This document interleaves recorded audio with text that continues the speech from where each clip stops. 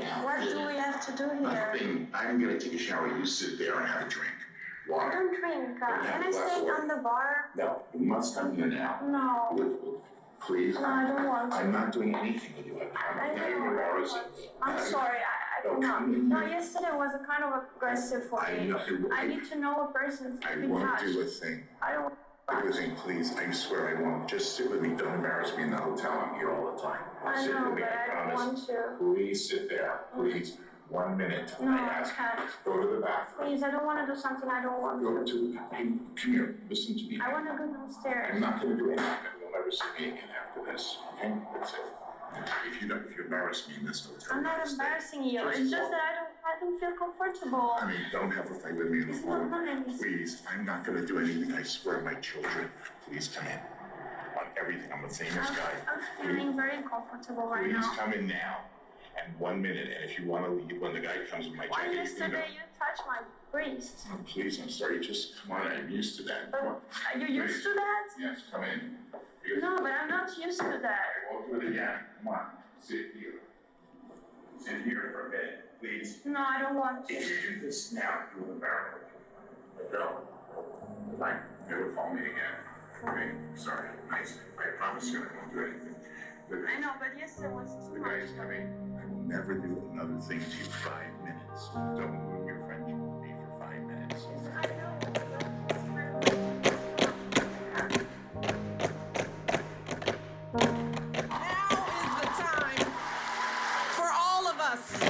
To stand up and say enough is enough.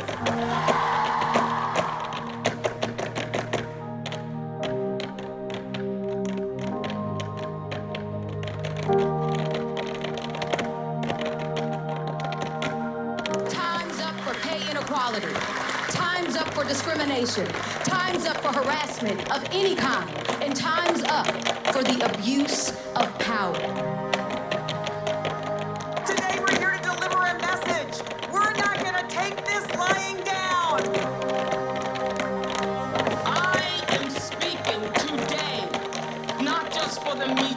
Because I was a Me Too. But when I raise my hand, I am aware of all the women who are still in silence. We are mothers.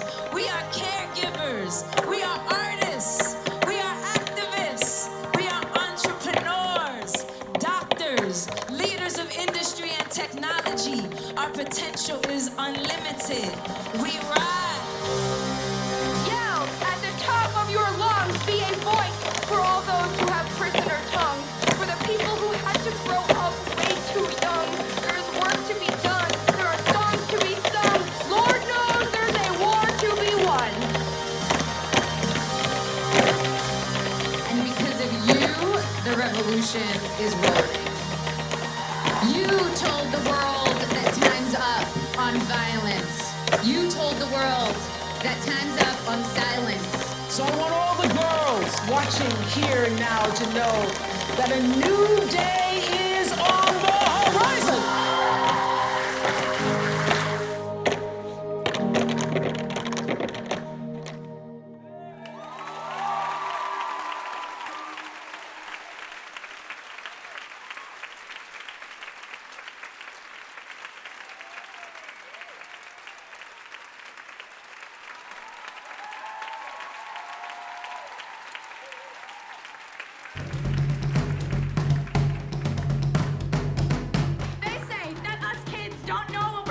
About we go! Yes! So I'm hyperventilating a little bit. If I fall over, pick me up because I've got some things to say. The men have to be part of the solution. I am here today to acknowledge and represent the African American girls whose stories don't make the front page of every national newspaper. Women are in the world, and we will not be bullied.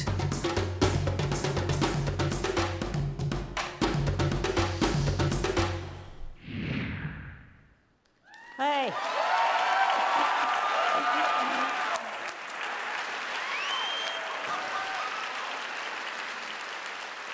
Good Good evening, I'm Tina Brown, and I want to welcome you to the 9th Annual Women in the World Summit and everybody watching on live stream.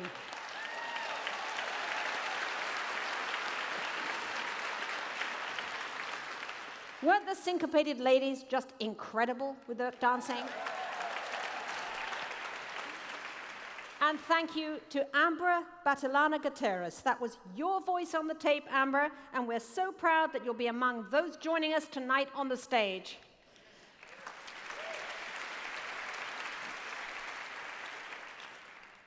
What a seismic year it's been for women.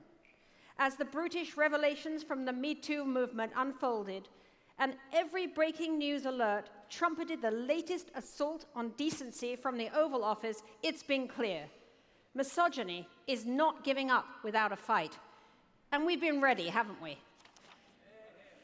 From Silicon Valley to the auto assembly line, to the 700,000 farm workers who signed a letter of solidarity to actresses in Hollywood, women are fighting back with new purpose, new voice, and new deadly aim. Women aren't just marching on Washington, women are running for Washington, running in record-smashing numbers in the November elections.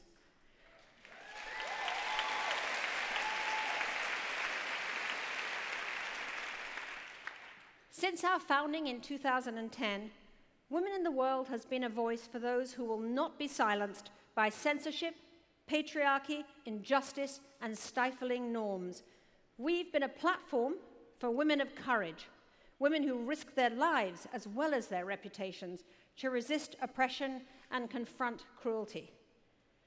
Tonight and for the next 2 days, we'll blow up the algorithm of your news feeds with voices of truth. The Canadian doctor who rushed to Bangladesh to care for the Rohingya people fleeing butchery and persecution in Myanmar. The Australian sea captain who pulls drowning refugees out of the Mediterranean Sea. The care worker in Yemen who sees her country destroyed by Saudi bombs as the US administration fawns over the crown prince who's doing it. And the formerly incarcerated woman from New York who has dedicated her life to unshackling the agonies of America's skyrocketing population of women behind bars.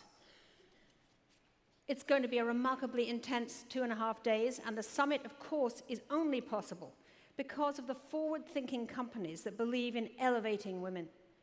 I'm deeply grateful for our longtime presenting sponsor, Toyota, an extraordinary partner for 7 happy years.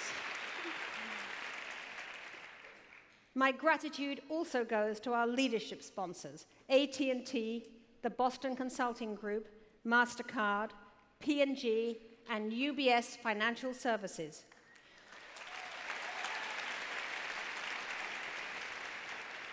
To our supporting sponsors, the Rockefeller Foundation and Thomson Reuters, and our media sponsor, the New York Times.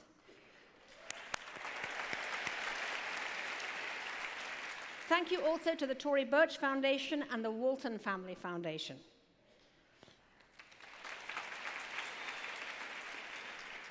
As I look around this theater tonight, one thing is clear. As we head into the 10th year of Women in the World, the mission has met its moment.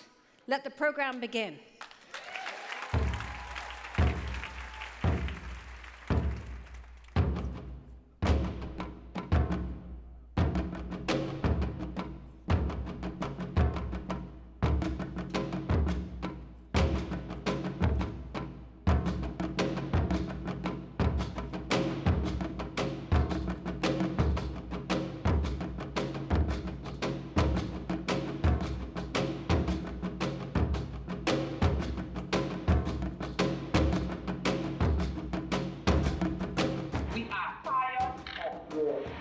We are tired running. We are tired begging for borrowing. We are tired of our children being raped. We are now taking this stand to secure the future of our children because we believe as custodians of society tomorrow, our children will ask us, Mama, what was your role during the crisis?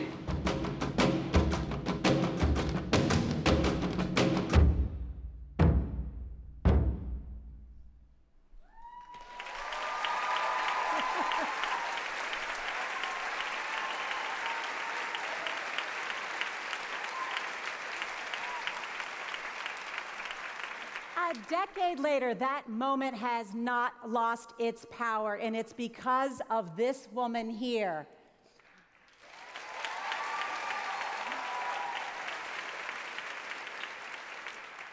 Hi, everybody. I'm Nora O'Donnell with CBS This Morning, and it is my honor to be here with all of you and to spend time with Lima Bowie, who is going to teach us how to start a revolution. A Nobel Peace Laureate and the woman responsible for ending Liberia's 14-year civil war. It is an honor to speak with you tonight. Thank you. We saw you there facing Charles Taylor. He looks like he wants to kill you. What was that like? Wow. First, I'm happy to be at Women in the World. I was at the first Women in the World 2 months shy of having my 7th child. Now they're 8. Don't ask me how. Well, good job, Tina. Good job, the team. You know, when we were going to see President Taylor, there was a lot of anger. I was very angry. And there was also a lot of fear. But there is a backstory there. We got there, he said he won't see us because he was sick. So then he would only see 10 of us when there were almost 2,500 of us downstairs. So I said to the guard, I'm going up and tell him off. And he was like, what? But by that time, I was on the steps, no slippers, charging up, and then someone ran ahead of me, and one guard said to me, why do you want to put us in trouble? And next thing we heard, he's coming downstairs. So he came down, we had a statement. I look at the statement, look at the women sitting out there, thought about all that we've been through in 14 years, and told myself, the statement is very sterile. I'm going to speak from my heart because through speaking from my heart, I'll probably put out there what needs to be out there. And I think that moment was just telling him, we're sick and tired of being raped. We're sick and tired of standing in line for food. We could do better. We're sick and tired of militarism and all of these different things. There was no fear. There was a lot of anger. Mm-hmm. Part of what you did, though, was you brought Muslim and Christian women together in a way that they had never united before. And that was key, right, to getting men to the peace table. Was that the strategy? Well, I would like to say that one of the things that religion and all of the different things teaches us is that we have to be divided, or you need to do this, you need to do that. When we studied the Liberian War, we realized that the violence that we're experiencing had been put into clusters. Mm-hmm. So there was this Muslim rebel group, there was this other ethnic rebel group, there was this thing, and we said to ourselves, if we must do peace, we must do peace differently. We must use a strategy that no one else is using, and that is bringing everything together. When we gather the women, the first thing we ask them, if a group of men came in this room to rape, would they be asking the Muslim women to go on one side or the Christian women to go on the other side? And the answer was no. If they started shooting in this room, would a bullet pick a Christian from a Muslim? And the answer was no. So then why don't we just do peace collectively? And I think once we did it that way, no one had any complaint to say, you're being used by this group, you're being used by that group, because when they look amongst us, there were Christians, there were Muslims, there were women from all 16 ethnic groups. Mm-hmm. Do you think, though, that men, do you think men could have united in the same way? Hell no.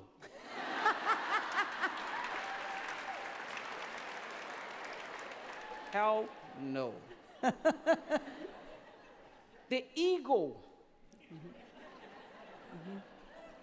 It's all about the ego. It's all about the power.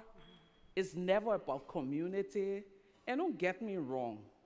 I'm not saying women are better than men, but when women sit in a situation where they're negotiating about the peace of their country or their community, it's never about what would they benefit.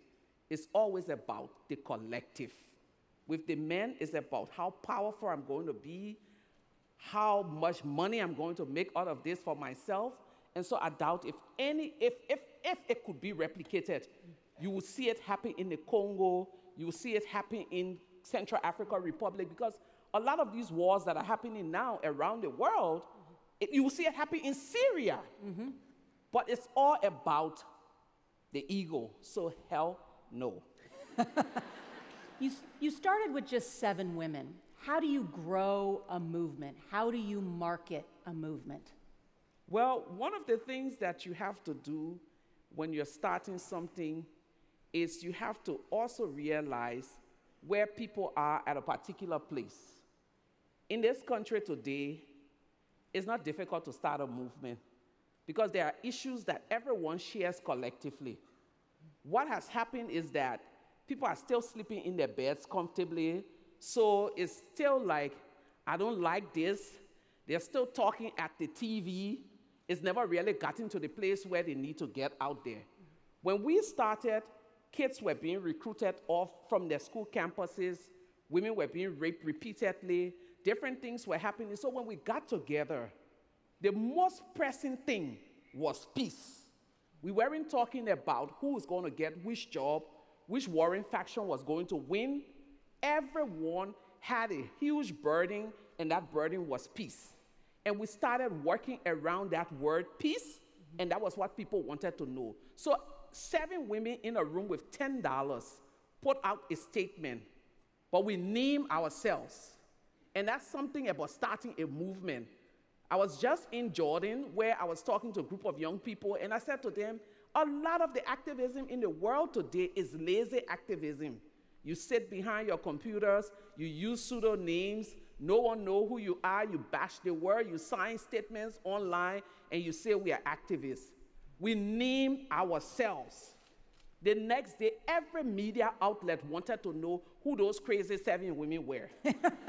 With $10. In Taylor's country, naming yourself, telling him immediate unconditional ceasefire, telling him dialoguing with the rebels, and telling him the deployment, 3 things that he has refused outrightly to do. You have to be crazy to put your name on these things. And once you do that, people tend to have confidence in your ability because you're not hiding behind something, you're putting yourself out there. The visual impact, the women dressing in white, the message that sent to. Our community was militarized. Guns, uniforms, colors of death, and we wanted to counter that. When you're doing a revolution or you're doing something to catch people, you can't be the same. You have to be different. So we stepped out in white, no shoes, no jewelry, nothing, just looking wretched, but with a lot of energy. Yeah.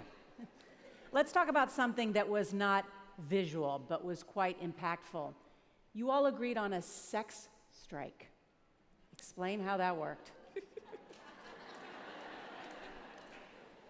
Well, during the time we were doing this work, there's a lot of desperation when you're an activist. You want to see results. You want to see whatever you're doing, and we wanted peace. But we realized also that all of the men who were fighting had buddies, and the ones who were not involved in crisis had friends that they could talk to. So we decided, let's just do a sex strike.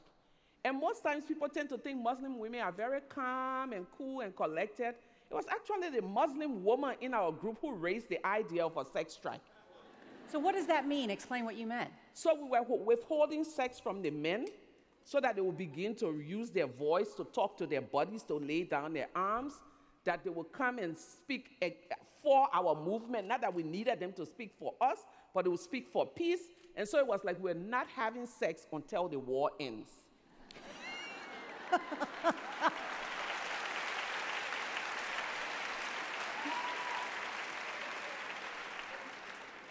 And it worked. In some communities. The rural women were smarter. They took their husbands into the churches and into the mosques and say, make an oath to God that you won't bother me for sex until we have peace. Wow. And then afterwards, no one could touch them. When we ended the war, had a peace agreement, we had to go around the country to end the mass action campaign. We went to the rural communities, and rural men had gifts and flowers. So I turned to one of the leaders and said, why are they celebrating you all like that? So, oh, tonight's going to be a lot of sex.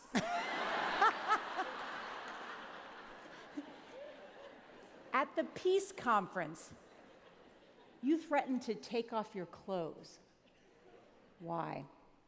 I'll tell you one thing, and most times people ask me, in a country where women were raped, in a country where sexual violence was rampant, why do you think taking off your clothes at the peace talk would have made an impact? There is a difference when you're being raped. You're forced to do it. There's a difference when you decide in your sound mind that I will willingly give off my dignity in protest. And for me, that was the last shred of whatever dignity I had. If you're going to arrest me for preaching for peace, for fighting for justice, for fighting for ending the war, I was socialized to believe that the women would be protected, that communities would protect the weak. And if the quote-unquote powerful are sitting in there and they're distributing jobs and killing our people, and I'm out here without a gun, I'm going to not just protest this war, I'm going to protest the injustice of society and the double standard with which I was socialized. So I'm giving you the last shred of my dignity. That was the action that I was doing.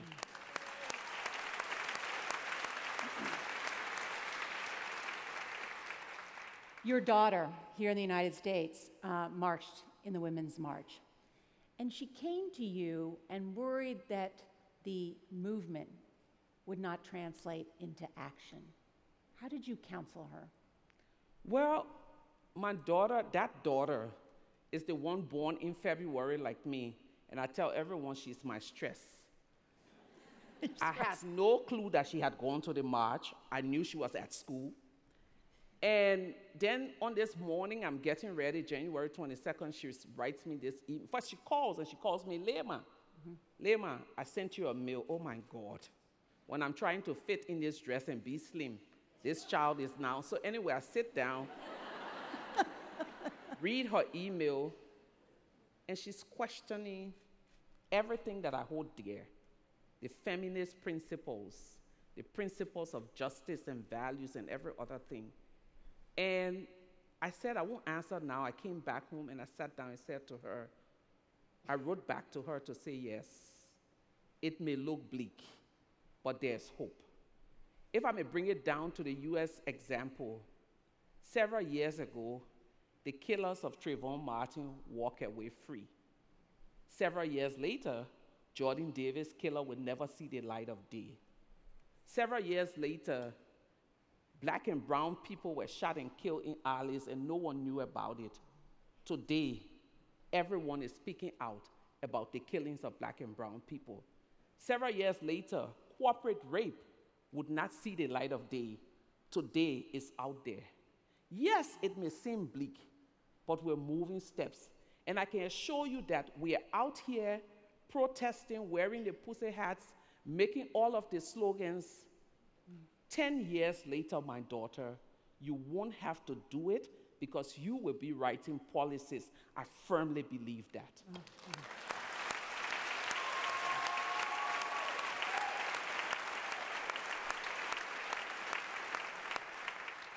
As Martin Luther King said, the arc of history bends towards justice. Yeah. Sometimes it doesn't bend as quickly as we want it to, but it does bend toward justice. And I can tell you for free, Nora, that's why I find myself in places and spaces, and I tell people I will use my voice, even if it makes the president of whatever uncomfortable, because it is only in telling the truth. It is only in speaking our truth and living our truth and walking our truth and mobilizing for truth that we're ensuring that the next generation of women will not have to go through some of the crap that we've seen ourselves go through. Mm-hmm.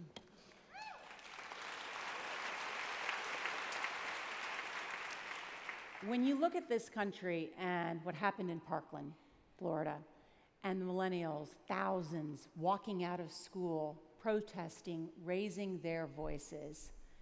Do you see a different type of revolution there?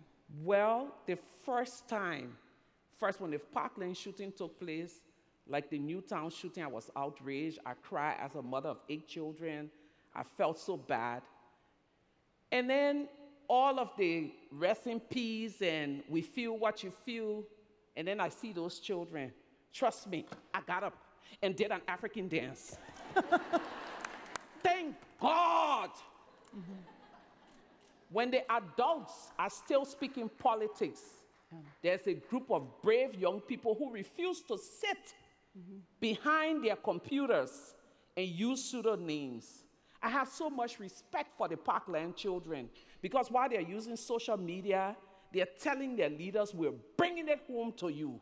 And that's what activism is about. And that's what doing a revolution is about. And that's what making change is about.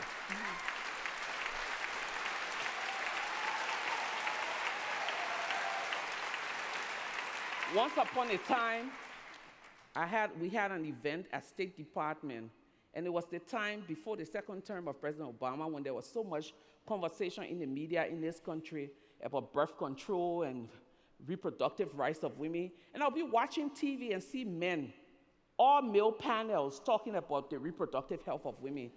And I couldn't get it because you can only talk about reproductive health if you're having your period. There's no way that you qualify if you haven't gone through any of this. And at that event, I said to the women of America, it's time for you to stop being politely angry. And what those young people have done is to show the adults in this country that we can no longer afford to be polite about gun violence, about rape, about abuse, about all of the negative things that has been happening in this country. We can no longer sweep it under the carpet whilst we are looking out there and telling the rest of the world, you do your politics this way. Those young people have taken America's dirt and put it in the forefront, and they're putting it in front of the adults and saying to them, clean it up or we will clean it up for you.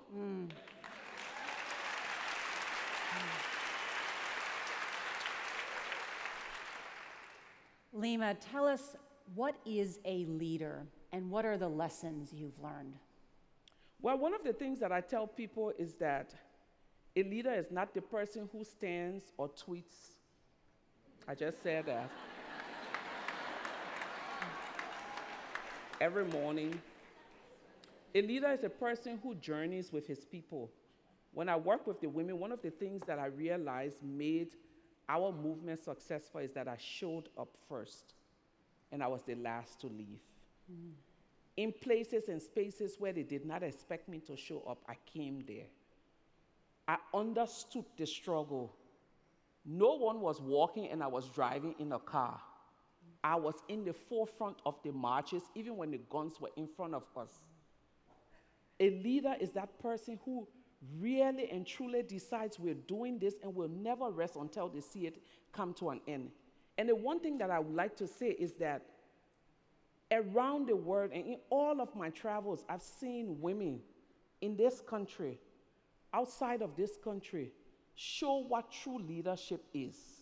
Because a leader is that person who's selfless. I'm not letting go until I see what I'm looking for happen for these group of people. And in our world today, this is what we need.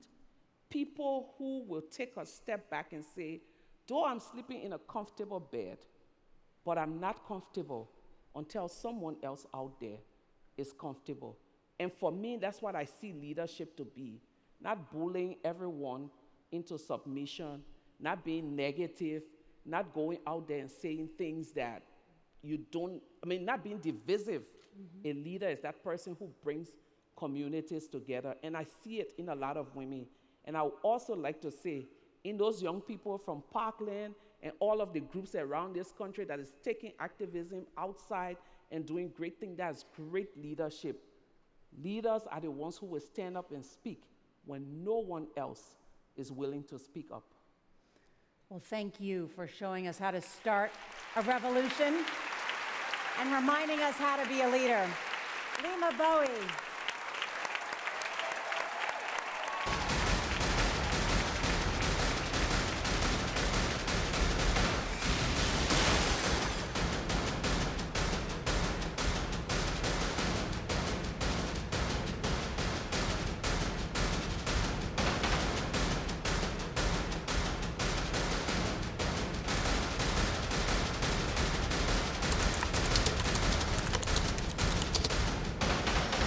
not expect any of it, and it broke my heart.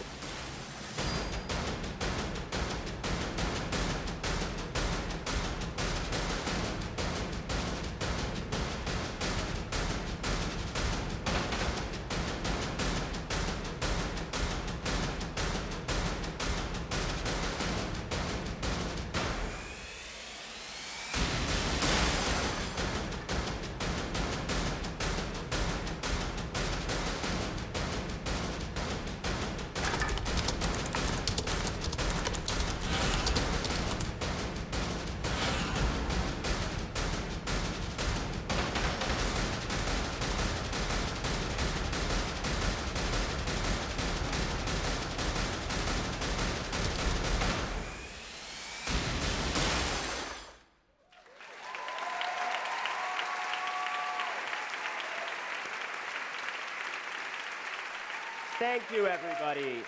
Thank you. I'm joined here today by the three revolutionaries. I do not use that term lightly, that you just met in that video. We have Ambra Badalana Gutierrez, Laura Boldrini, a parliamentarian in Italy, and Asia Argento, and I'm Ronan Farrow, a reporter. Well, give a hand to them, because what they have done, I think we can all learn for, and I've been inspired by over the past year. The reason I'm here, and I think all of us on this stage are here, is because we've had this incredibly fruitful, transformative conversation here in the United States and in so many countries. But this is an incomplete moment of searching for accountability. There are still survivors of sexual assault and injustice and abuses of power everywhere, in places where accountability is the farthest thing from mind or cultural context. And each of these women have gone up against that. So I want to start with, I think, one of the more acute and prominent examples of that, Italy, a country that all of these women hail from, and which I think is a great lens through which to view how far we still have to go, even as we celebrate progress. So let me start with a question for all of you. The Italian cultural context. Sometimes when we read about it as Americans, it seems eerily familiar in the age of Donald Trump. So I want to talk about Silvio Berlusconi, someone that Ambra has had some very personal experiences with, why Berlusconi is important to understanding the cultural moment in Italy, but also why, and I think Asia will be able to speak to this, he is not the end of the problems in Italy. So let me start with you, Ambra. Tell me, when you first spoke out about the abuse of power in Italy and went up against one of the most powerful men in that country, what you experienced. Yeah, well, not many knows about my experience of when I was 18, that I was still living in Italy and I was following my dreams. I was in this competition as a beauty queen, and Miss Italy is a very big contest in there. And well, I, as I said, wanted to follow my dreams, but it happened that my agent at the time, when I was running for this, brought me to a party, and this party was in the house of Berlusconi. I don't know if you ever heard of this bunga bunga thing. The bunga bunga parties were these infamous, alleged sex parties. And, exactly. For those who don't know the backdrop, we're dealing with, of course, one of the most powerful political forces in the country, but also a man who, correct me if I'm wrong, essentially runs the media at this point. Yeah, he's a media mogul, not unlike some that we deal with now who have tremendous ability to exert shaping influence over the press. Exactly. So that time I won my title to get to the finals, and I was just asked to go and celebrate from one of these TV journalists in Italy that was very, very, very popular in there at the time, Emilio Fede. And I thought I was going to see this person that with another friend that also she was competing with me at in Miss Italian, in the Miss Italian contest. And I ended up without even knowing in this kind of party, and I saw many faces of people that were working in these Italian channels, in these channels, and it was kind of weird to understand that following my dreams in Italy was kind of bad, because at the end everything was happening in that house for leading to go to, you know, TV and work as whatever I wanted to try to be, as I don't know, starlet or whatever else. You were 19. I was 18, yeah. This was your dream. Yeah, I grew up watching TV, you know, you just see these talented women that wanted to, I don't know, becoming actresses or singers or anything, and that was my country, so I wanted to just, you know, try and do that. And then I seen that everything was not that pure and nice as I was thinking, so. And you witnessed some untoward behavior at that party, but got out of there. She always consistently told her story that she helped a friend extricate, but then got caught up in a narrative spun by a powerful force in the media, and chose to bring him to court. Yes. So what happened is that at the time I was still studying. I was at the last year of my high school, and one day I just opened the newspaper and I see my name and the name of my friend that night left and did nothing. And it was just in the middle of other girls, and seeing my name as written as an escort, as a prostitute going to his house when I've been there 2 hours. I didn't know I was brought there, and I left. So you're a student, you're still in school, you have one of the most powerful men in the country spinning a narrative that you are a prostitute. And I want to hit pause on that and then come back to your story, because this is important backdrop for the kind of shaming campaigns that both of our other guests on stage are so familiar with.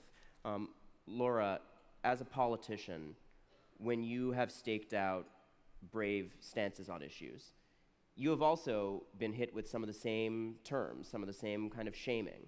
Help us understand, as Americans, what is happening in Italy right now. Why is it such a toxic shaming culture that you all went up against? Well, in Italy, there are many things happening.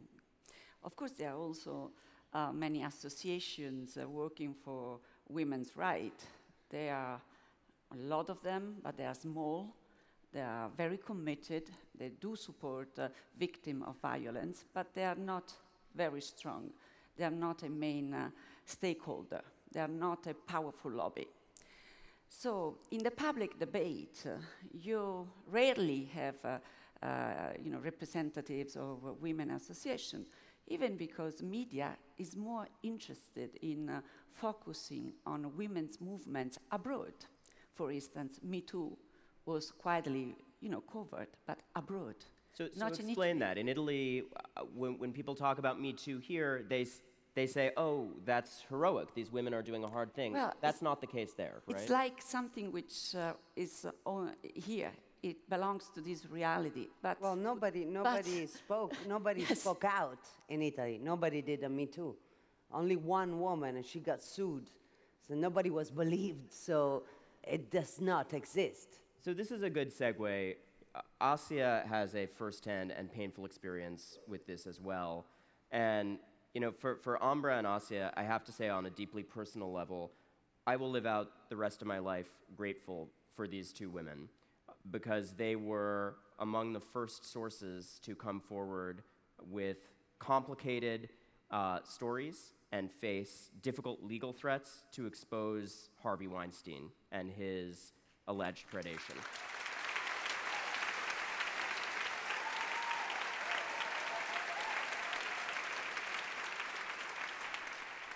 And so I, on a personal level, and I think a lot of people in this country and in this room, consider you two heroes.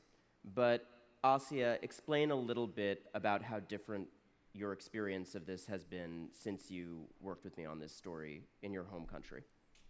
Well, your story, whom, as you know, I told you, and I think I was the first one to go on the record, and I said, give my name to the other women, because I felt it was a moment of my conscience that woke up, and I knew it would wake up all the other consciences. I didn't know the names of the other women, and I had to speak the truth. That was all that was to it. And I knew my story was complicated, but, well, one thing I need to tell you, I never had a 5-year relationship with Harvey Weinstein. I never woke up next to him. He was never my boyfriend. And this has been terribly distorted by the Italian media. They said I was a prostitute. They said a person like me could not be raped, that I deserved it, that I wanted it, that I had work from him after, which I didn't. So it was completely distorted. Your story, my story, my story. You wrote an op-ed for this event that's up on the Women in the World website, and the headline is Whore, Liar, Traitor, Opportunist. And you say you've been called all of those things. And it's And worse, and worse. But this is why... these are the acceptable ones. But this is why... It's unbelievable. This is why I wanted to intervene in this debate. Yes. Because I thought it was outrageous, such a shame. I couldn't even accept the idea that, you know, Asia, after, you know, having showed her courage, she was treated that way. You know, this happened especially on the social media, and also by some so-called opinion maker, opinion leader, you know, who started to insult her, pretending he knew everything about her. So the media focused more on such a negative reaction rather than on understanding what was going on in the country regarding sexual harassment. If in fact, even in Italy, that was, you know, widespread like somewhere else, like, you know, in the States. So I thought that was the upside down, you know, the situation on the contrary. And I wanted to say that we should be grateful to Asia and that she was an example to follow because she had the courage to break such a system. Yeah, well, the system did not break. I'm so sorry. You know, I wish it did, but the problem is that women are not believed. I give a terrible example in Italy because women who would like to come out, because there are lots of predators and we even know the names. So if they see my example, they see me being called a whore, a traitor, a prostitute, whatever. Like, what is a young woman, you know, what would have happened to me if I spoke when I was 21 and this happened to me? I would have probably killed myself. Okay? So what chances does a woman stand to speak out against a predator? Zero in Italy. Because I am a very bad example. I am a good example for the women, but at the same time, we had one predator in Italy that 15 women went up against, and now, 3 months later, 4 months later, he already has a job. He's already been integrated and hired again. So think about that. Yeah, you are right. But the problem, in fact, in Italy is that women feared not to be believed. Women fear, you know, to lose their jobs. Women fear to be judged like those who are the guilty ones. So this shows a strong prejudice against women, which is still there in our society. And this is why when I was the president of the Chamber of Deputies, the Speaker of the House of Representatives, like you have here in the States, I try to make this issue at the center of my political and institutional activity, because I know this is crucial for the developing of the country. And what happened to you when you tried to bring this? And it happened to me that I was also the target, and the target of political leaders who attacked me, who made a campaign based on sexist violence because I dared to put women's right at the center, and also I try to advocate for, integrate migrants and refugees in our society, and because I was fighting against the fake news and hate speech. So that was the reason why hired leaders, such as, for instance, let me say this, Grillo, he is the leader of Five Stars movement, very popular in Italy, the main party in Italy. This guy said in his blog... Explain, Laura, because I think the reason why this conversation we're having right now is so crucial for Americans and people all around the world to hear is, as you've heard, each of these women's story going up against these systems of injustice in Italy is a microcosm for the challenge that survivors of abuse everywhere face. And it's a heightened version because of what's happening culturally and politically in Italy. Yes. Explain the Five-Star movement. Explain how the political landscape that you're describing makes it Ronan. harder. Yes, okay. I just wanted to explain that it is becoming a political tool to persecute, women politicians, opponents, women politicians, meaning that if you do certain battles, like to affirm women's rights, you have to be considered all the adjectives that Asia said, but through a campaign, which means that you receive death threats, you receive... Me too. Yes, and you receive rape threats, and you receive each kind of violence. So, as I said, this guy, Beppe Grillo, he said in a blog followed by millions of Italians, he said, what would you do if Boldrini would be in a car with you? What would you do to her? Imagine the reactions of the followers. And the other leader, Salvini, the guy today risks to become the Italian prime minister, in a political rally, he took an inflatable doll, and he said, sex doll, and he said, here we are. This is the president of the Camera dei Deputati, of the Chamber of Deputies. So, and other members of his party said, we have to send rapists to her house in order to make her smile again.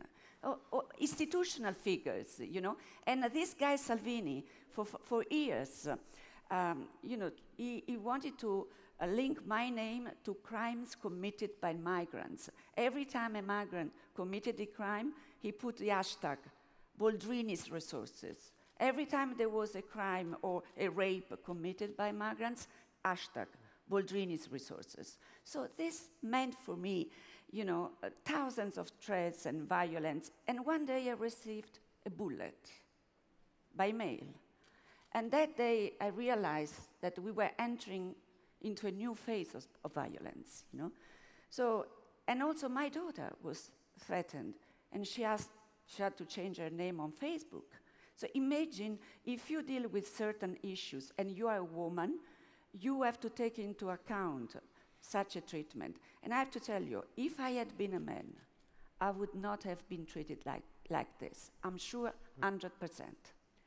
And this is why we need these voices.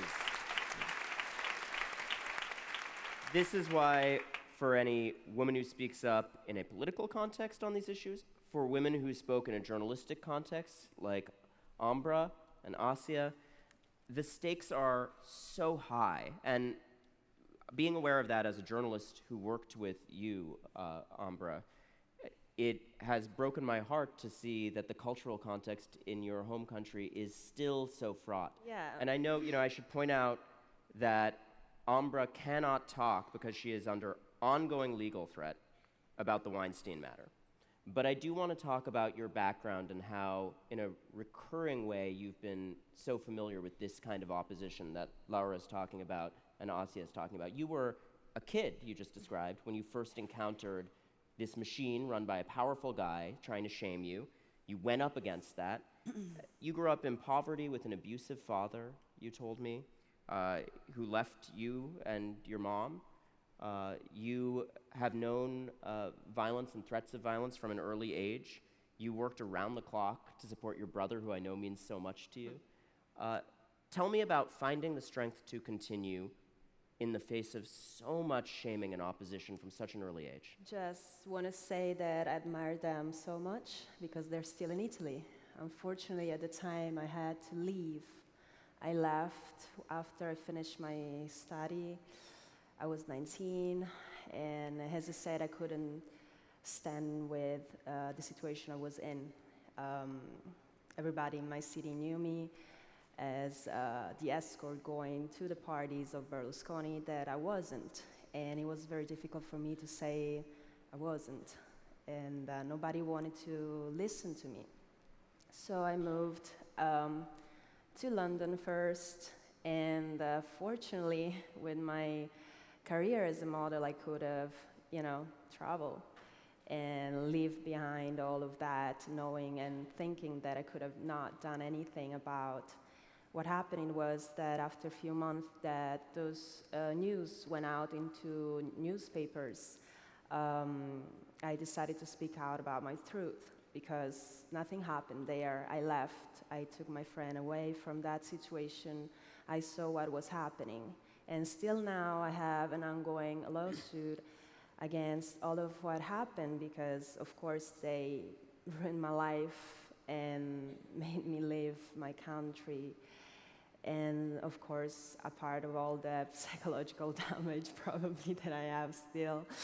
And I don't know, it's kind of like I wanted to really show that something positive can also happen. It's 7 years right now that I go back to trial every time that I can. 7 years of being in court, going up against some of the most powerful forces. Yeah, right now there is a situation where he was actually paying those women still right now to say liars into the court all of these years. So that's why there is still this situation that is not clear. Fortunately, right now, they believe me after all these years that I was still going on and say I did nothing and I, continue my life. I want to be here trying to show you that if I've gone through this and I'm still here, everybody can do it, and hopefully there will be a happy ending also for me to this situation. And really, really thank you so much, because this is what we need. We all owe Ambra thanks. Of all of the sources that were integral to this moment that we're seeing right now in the United States, and unfortunately are seeing less elsewhere, as we're discussing, I think these two women who worked with me on the story who are on stage are as essential as any of them. Ambra, what you did was so brave, and as we've just discussed, you faced off against a lot of this when you were very young, very vulnerable, and yet you always put others before you. And the same is true of you, Asia. When we spoke about the complicated decision to come forward, I know that the only reason you had to do it, it was all downside, except that you knew it could be a lifeline to other women who were struggling to speak. Mm-hmm.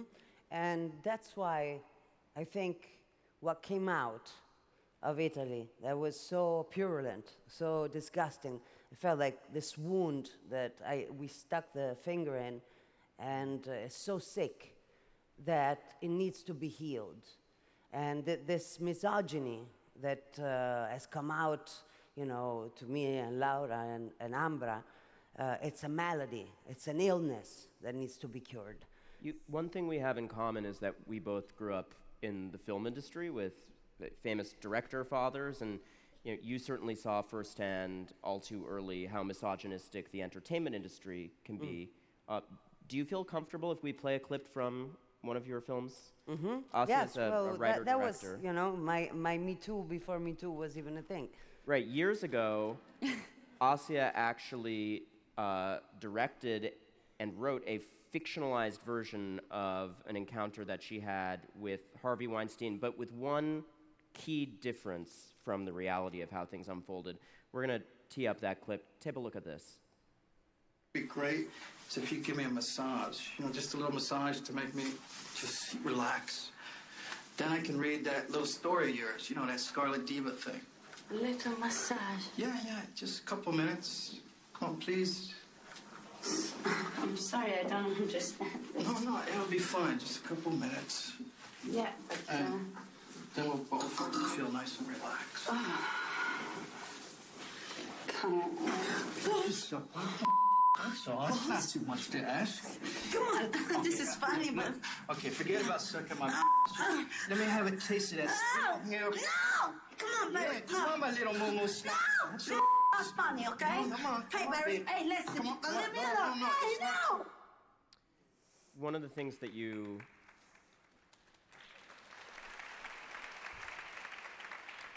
Asia told me early in our conversations, when I wrote the fictional version of this, my character ran away, and in reality, you didn't run. And Yeah. that was one of the most heartbreaking things that I've ever heard in any of the conversations. That's why we need to have more of this conversation, because I don't think a lot of people know what happened to women when they're aggressed by men. We fear for our life. We are paralyzed. A lot of us. A lot of us are able to run away. It depends on what conditions we were brought up, what traumas we had in our childhood. But what happened to me, I froze. And this happens to a lot of women. And that's why we need to keep this conversation going. That's why I'm here to talk, because I think that this movement is the most important thing that has happened to women since the right to vote.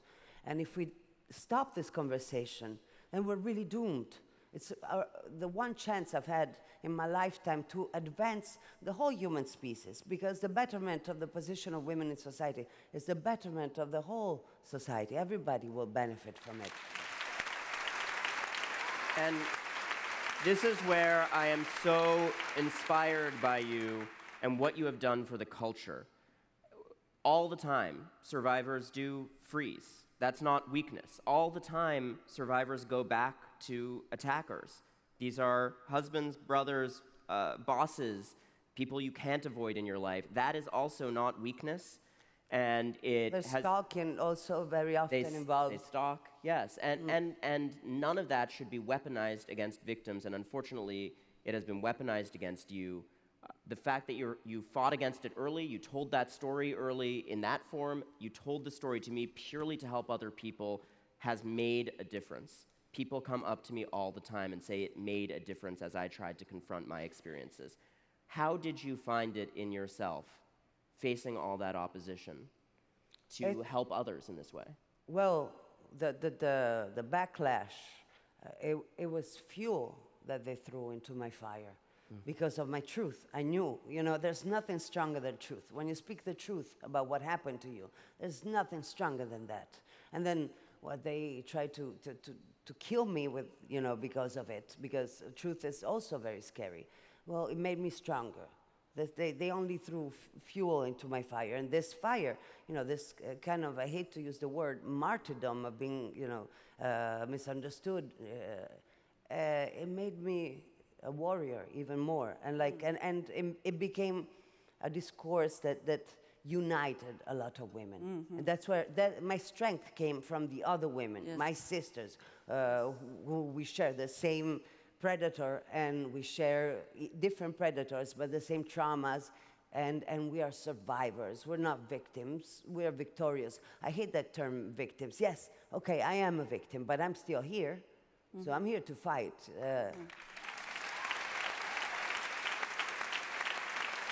Laura, you have also been a fighter. After a career as a journalist, you rose to be one of the most powerful female politicians in Italy. You, as you discussed, have faced threat after threat, and yet you have continued to fight against fascism, to encourage liberalism in a context where that is not welcome, to speak out about the issues we're talking about today. You actually did something extraordinary in terms of welcoming women's voices directly into the political conversation. And I think we have a clip of this that we're going to tee up. Oh, yes. If you don't mind, take a look at this, everybody.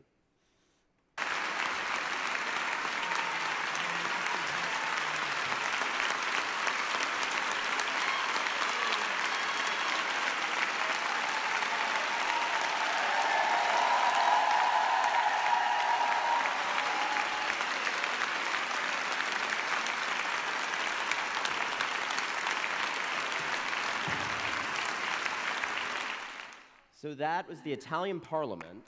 Yes. And the formed the Italian 630 Parliament. seats usually reserved for lawmakers, you filled with survivors of violence. Yes, I invited 1,400 women from all over Italy, and I wanted them to be at the center of the attention. Many of them suffered violence, but then they found the energies to react and to rebirth again. So I want them to take the floor, speak in front of cameras, and affirm their strength. And they did it, and they were great, fantastic, and they also gave us advices about legislation. So it was an extraordinary day because I think, well, in Italy it was the first time in history that the plenary hall was, was plenty of women only, not MPs, common people, common women, women who had something in common among themselves, violence, who suffered violence, or lawyers, women's association, those who helped them to recover. So they gave also courage to other women at home who were watching the TV that, you can really win the battle against violence. You can make it. You can have another future. You cannot accept to live with violence. This is not acceptable. We have to say no at all levels. We have to speak out, because if we don't speak, nothing is going to happen. If we speak, we are more united. If we speak, we are stronger. If we speak, we change things. And this is why I have this jumper here. Explain the jumper. This jumper here. Je parle feminist. This jumper here. Everyone gets that. And So this jumper comes from Canada, where a prime minister says, I'm a feminist. So it's a president. When I visited Canada in the official visit, somebody bought it for me, and I bought it in a men's shop. You see, a big, large, because men in Canada like to be fashionable, and to be fashionable means to practice feminism. we try here too. We don't do as well, but we try. So when you look at Italy, we've discussed just how far behind the situation is there in some ways when we talk about these issues. And the numbers reflect that. Women and survivors of sexual violence in general are under threat in a very acute way there. Over 9 million women in Italy have experienced sexual harassment at work. 3.5 million women in Italy are victims of stalking. 2 million of that population, it's stalking by an ex or someone close to them. These are real safety issues. One woman every 60 hours is killed by their husband or boyfriend or stalker. Every 60 hours, just so we get but the facts point right. is that when they have, suffered sexual harassment, they don't feel comfortable to go and sue the person, to go and report to the police. We don't trust. Because they fear not to be believed. This is the cultural blockage. And this is the point we have to work on, all together, the women together. This is why I thank Tina Brown for organizing Women in the World, because she's gathering us together. And decided to do a conversation, not just celebrating the progress, but also talking about what we still need to do. And we need to get results. And we can get results if we work more together, we cooperate more from all over the world. And we need results now. We're over time, and I want to get a closing thought from each of you on that very subject, Laura. You have all gone up against threats and adversity. You have seen how bad this problem still is. There are parallels between the numbers I just read you about Italy and the numbers we see here in the United States and all around the world. There are parallels between the situation that we talked about with Ambra of a powerful media mogul burying stories about these issues, in charge of the country as well. These are not alien issues right here at home in the United States for a lot of people in this audience. So I want to just one by one, I'll start with you, Ambra. As we reflect on these problems, what can the United States and the rest of the world learn from what you went up against? What is the lesson that you take away from what is happening in Italy? To continue to just go on, because as I was saying, the truth speaks very loud and it can't be buried for long. There will be a time that everything will come out, and without maybe even speaking about. And Laura, in a political context? When Asia told everybody she wanted to leave Italy because she was discouraged by the reaction. You defended her. You told her to stay. Not only that, I said, don't go away. You have to stay at home in Italy and, and fight with us all together. And I confess, Laura, I was one of the people who immediately thought, and I probably even told this to you, God, get out of there. Protect yourself. Come here where we can embrace you. No, we have to fight there. We have to win, and we will win, I'm sure. And Asia? Well, I think let's educate the boys. Yes. Okay, let's start from the families and the schools. Sure. Let's educate these boys so they know how to treat women right, and women and men. Let's start from the families, from the schools. That's it. It's simple. Education. Thank you so much. Thank you for this conversation. Thank you, everyone in the audience, for caring, for listening to these voices, for supporting other voices like them. What you've given us in talking about this and confronting evil head-on is so valuable. And what you did in the course of this story, the two of you who are a part of that story, again, not enough can be said. These are heroes, and you're a hero too, Laura. What you do is so hard and so important. Thank you. Thank you. And this conversation can't do justice to this complicated topic, but we're going to head out. And we'll keep the conversation going. Thank you, everybody. Represent. Uber faces a lawsuit from Google. Uber admitted it failed to disclose a massive data breach. Uber is losing gobs of money. A former Uber engineer says she was propositioned by her boss on her first day. Uber CEO Travis Kalanick resigning overnight.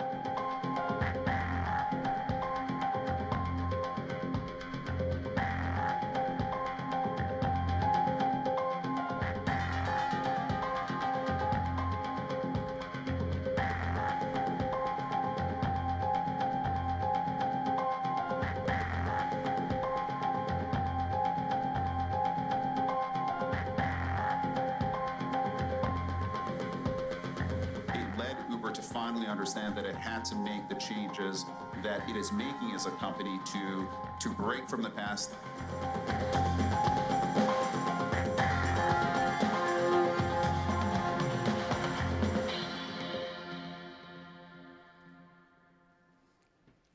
Welcome, Dara. Thank you very much. Thank you. Right. Well, you're clearly moving at warp speed, right? Absolutely warp speed to try to fix things that we've seen at Uber. So before we go into anything else, what is going to make me feel safer since you took over as a woman getting into an Uber? I hope a lot. We actually decided at Uber two of the values that we hold very core to Uber is, one is the freedom to move, the freedom to have transportation available to you anytime, anywhere, and then the freedom of opportunity, because movement and opportunity go together. And we decided this year to add safety to that core freedom. Safety is something that everyone deserves. And it became our #1 priority for 2018. And listen, I think being in an Uber is safer than being in a cab. You're de-anonymized. You know exactly who your driver is, and your driver knows who you are. Your GPS signal is followed, so people know where you are. But this week, we launched a number of features in the app. For example, you have a 911 button in the app.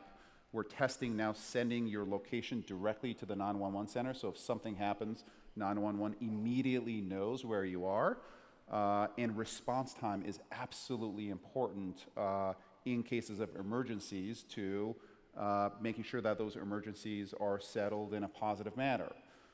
We are also investing really heavily in background checks as it relates to our drivers, rerunning background checks on an annual basis, and then also on a near real-time basis, looking at whether there are any driving infractions. For example, if there's a DUI, we don't want to be looking that up on an annual basis. We want to know that something happened and take action on it so that you, as a rider, feel safe with your driver. So we're making big investments on the safety side. We've got Jay Johnson, who was the head of Homeland Security, is now the chairman of our safety advisory board, and we want to make Uber the safest transportation platform on earth. And I think if we do that, the business will take care of itself. So it's something that we're pretty dedicated to. Well, before you came on board at Uber, former Attorney General Eric Holder was brought in to do this internal investigation. Yeah. And it was never published. It's a confidential report. Yeah. You've read that report, right? Yes, I have. What was the most disturbing thing that you learned reading that report? It was the whole thing. Okay, it was just, it was one thing after the other, and I have to tell you, I was sitting down, and you couldn't take the report home with you. It's pretty sensitive, and it deals with personnel and specific people, so we have to respect their privacy. But honestly, it was like you read one thing, and it's bad, and then you read another, and another, and another, and another, and I had to take breaks reading this thing. You had to go and lie down. Because it was this core culture that had to do with power allowing you to get away with behavior that was otherwise unacceptable. And you know, the company, to its credit, did a thorough investigation, brought in Eric Holder, took real action, fired 20 people, but it reflected a core culture where the success of the company hid real cultural elements or cultural rot inside until one thing led to another, and the whole thing broke down, and then, you know, leadership changed, and ultimately leadership there was held accountable. But it was a tough read, and it was a tougher thing for the company to go through, and it's something that we are still recovering from, but I do think that we're recovering from it. And there is a part of a crisis like this. The crisis was so big that my ability to come in and say, we've got to do things differently, actually was easy. I didn't have to convince anyone because the company knew that we had to change. Well, I was going to ask you, why did you want to come in and into this hot mess, right? I mean, you had a wonderful job. You were running Expedia. I did have a wonderful job, yeah. You were very successful at Expedia. What was the appeal of coming into this? So I tell employees or young folks, and I'm no longer one of them, 3 pieces of advice in thinking about their career. First of all, work with people that you like. I wasn't able to do my diligence there, but I met the board, and even though the board has a bad reputation, individually they were terrific. Second is, I would say, go work at a place where you as an individual can make a difference. And the third is, go to a place that's making a difference in the world. So for number 2 and number 3, when I thought about Uber, and honestly, at first when they called, I said, no way, I'm doing great. I have a boss that I love, Barry Diller. I've been there for 13 years. Why would I ever do this? But number 2 and number 3, go to a place where you can make a difference, at a place that's making a difference in the world. I couldn't check those off, better than this opportunity. This is a company that I believe is important for the world. This is a company that is providing opportunity for 3 million driver partners all around the world, and I believe that we will be a fundamental part of transportation and mobility in cities everywhere. So I had to take a shot, and I was in a position in my life where I could take a risk, and why the hell not? Well, thank you.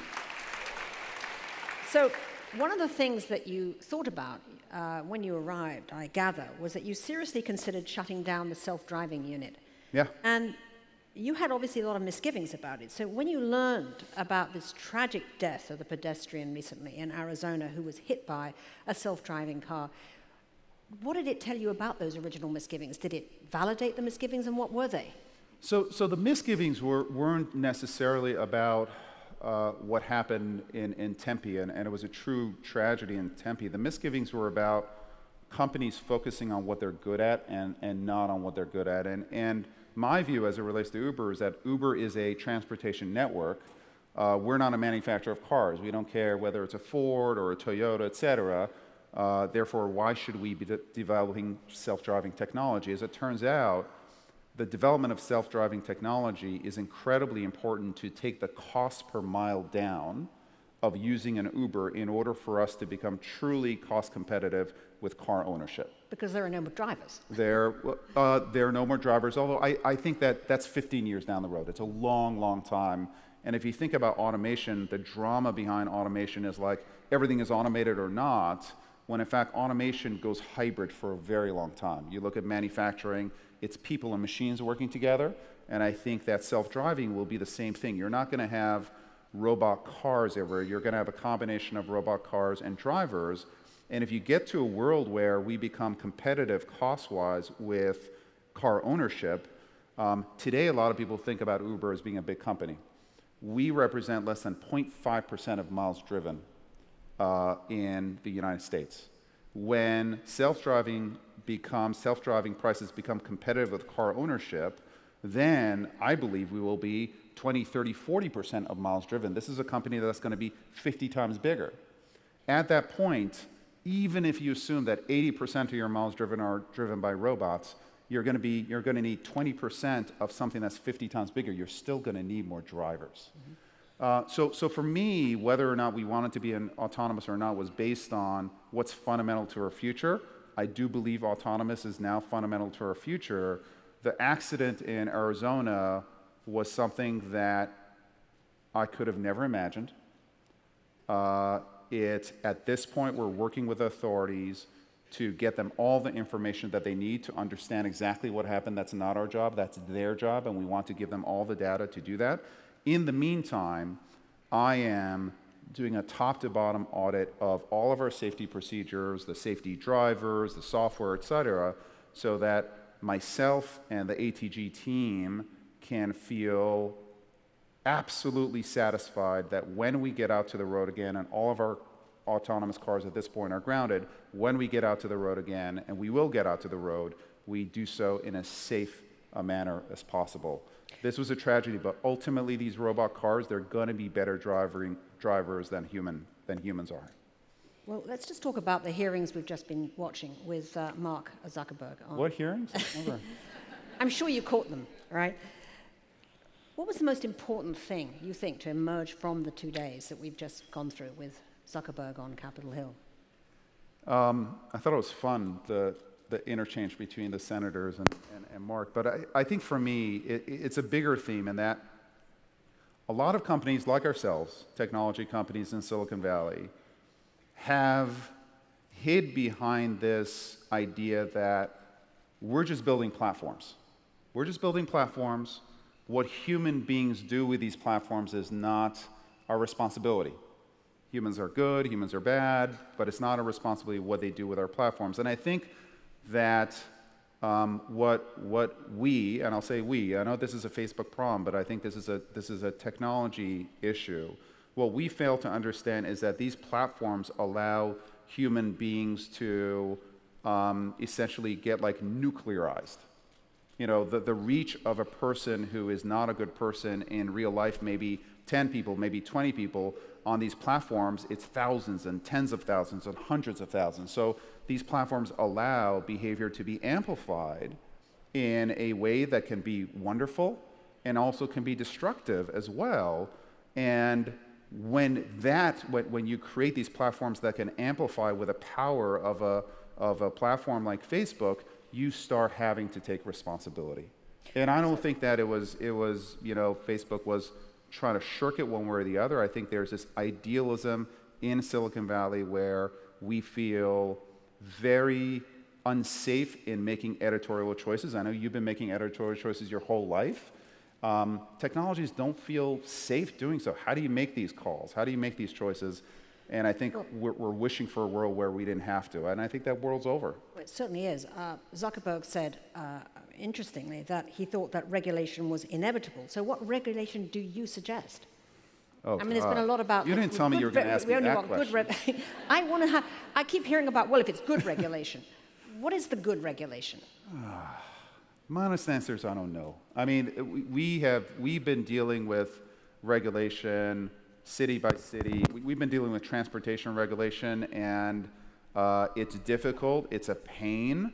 but ultimately it creates controls that are good, and it helps save lives, and it creates a level playing field, and they're not perfect. I can just tell you what's happening now has to change, and some kind of regulatory framework should be put in place, and I haven't thought long enough about what that looks like. I'll follow up with my team, in other words. Yeah. Remember that? Okay.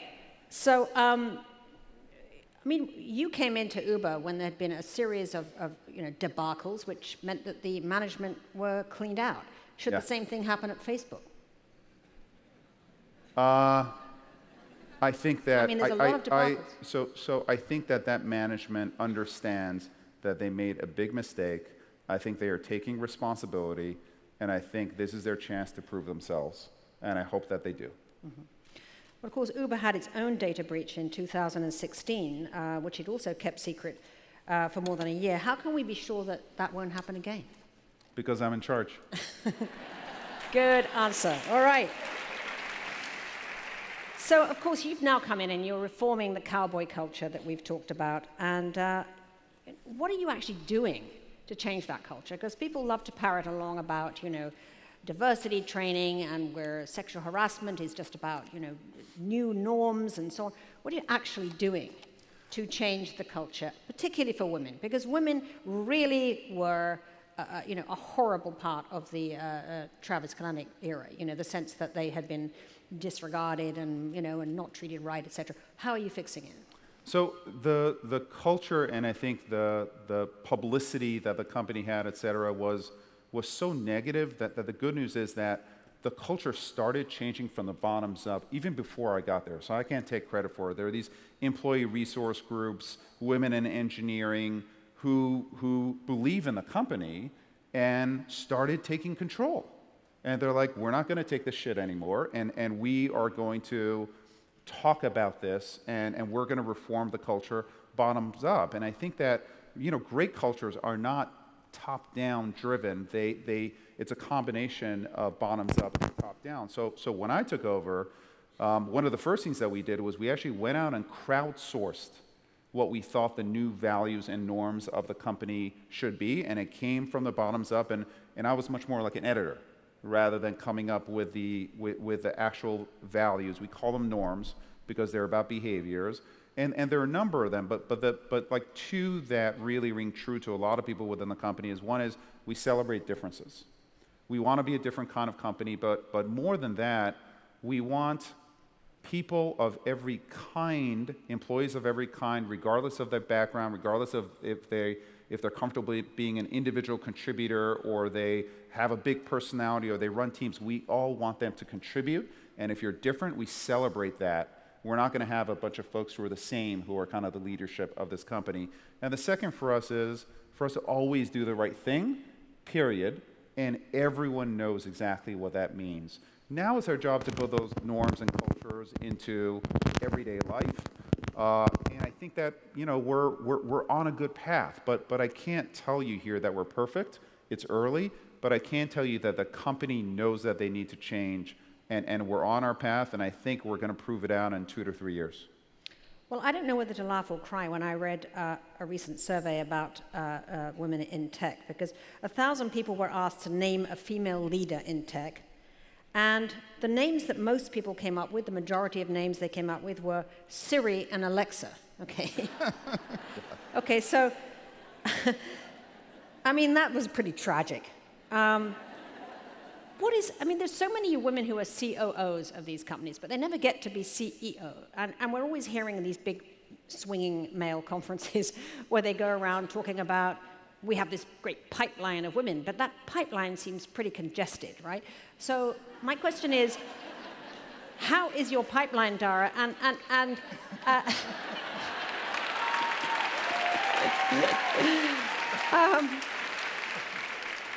When is the oil going to start gushing?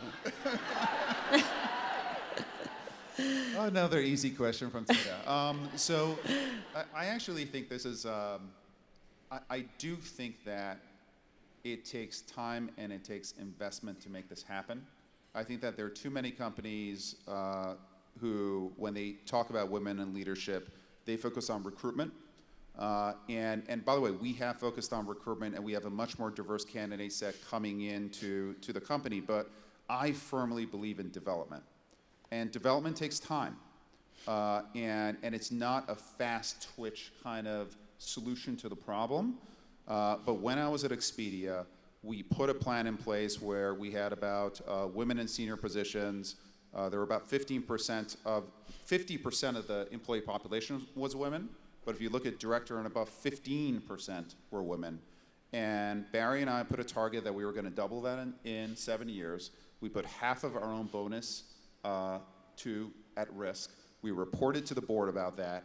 And we were able to, while I was there, moved it from 15% to close to 25%. It took years to do so because it took developing women, shaping them, working with their culture, making sure that you move them to the right place within the company. And it took time, but with investment and with time, we got there. I think that the focus on recruitment is a little bit of a sugar high, because then all you're doing is there are women who are qualified at senior position, and it's like a bidding war with them. And the fact is that everybody needs mentorship, everybody needs development, and my focus at Uber isn't going to be to get a sugar high, it's going to be to develop the great women that we already have at Uber and to make them be great senior women at Uber. Mm-hmm. Well, she doesn't look like she's buying it, by the way. I'm listening. I hear you. It's not just about recruiting, it's about how you manage them when they get there. Obviously, you've talked about having a diverse workforce at Uber, and of course, you are an immigrant yourself. I mean, you came to the US when you were 9 years old from Iran, and you're actually a refugee from the regime, when the Shah was toppled.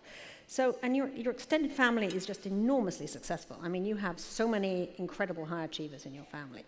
So how did being an immigrant from Iran, how has that shaped your leadership sort of philosophy?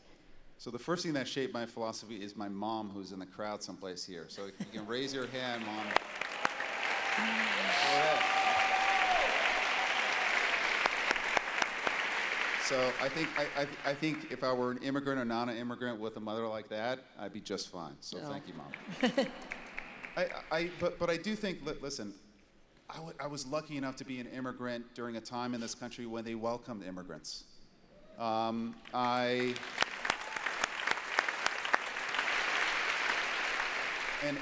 think that Americans take things for granted. I can't tell you how excited we were when we went for that green card interview and how nervous we were. And when we got that green card, it was like this. It was a gold card. It was like a treasure.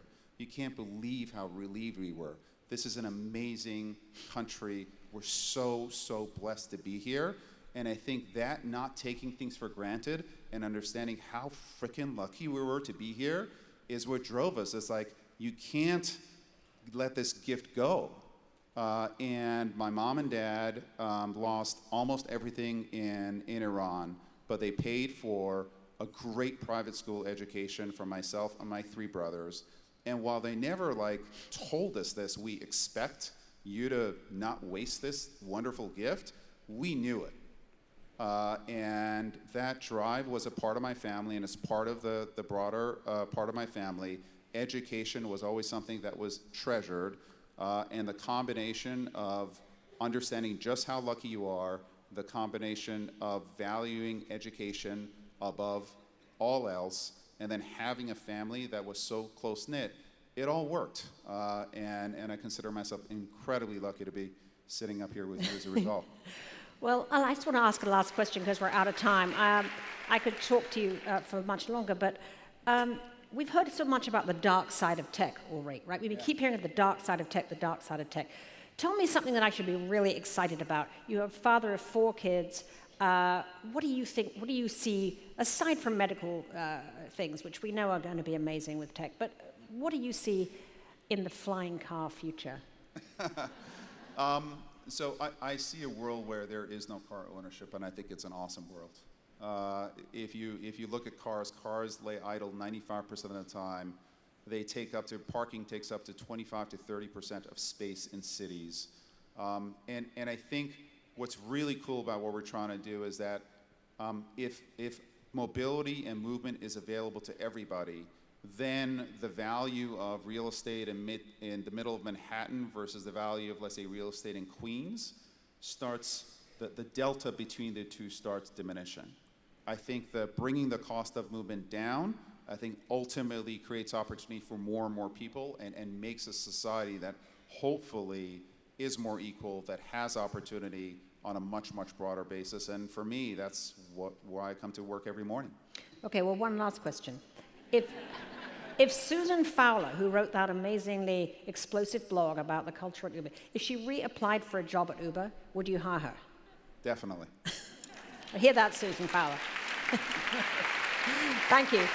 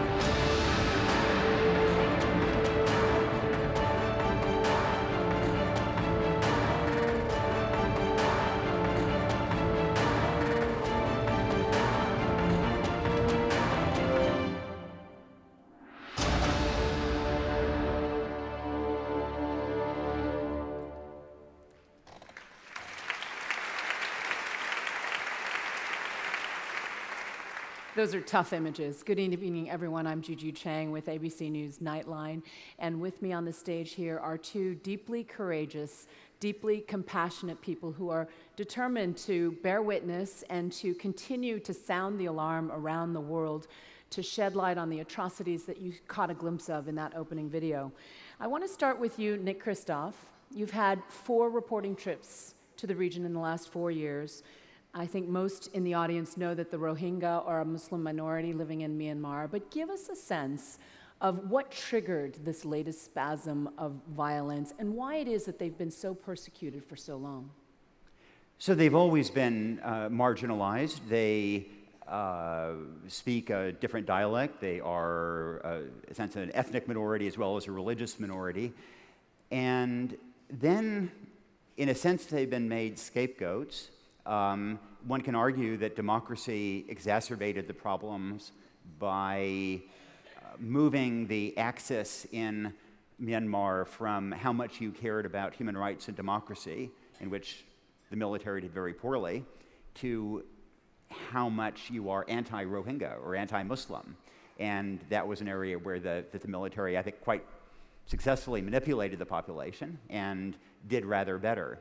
And Facebook was sometimes used to spread these very hostile messages. There was a view among the people in Rakhine State, where this has been unfolding, that the Rohingya are simply illegal immigrants from Bangladesh, which is just preposterous, but that is a widely regarded view. And what sparked the atrocities that essentially triggered this mass migration of 700,000 Rohingya? So one of the factors was that some Rohingya got fed up by being kept in concentration camps, by being denied rights, and turned to an armed rebellion, attacked police stations, attacked an army base, and the military responded with a scorched earth counterinsurgency. And they couldn't find the rebels, who were very poorly armed in any case. What they could find was Rohingya villagers.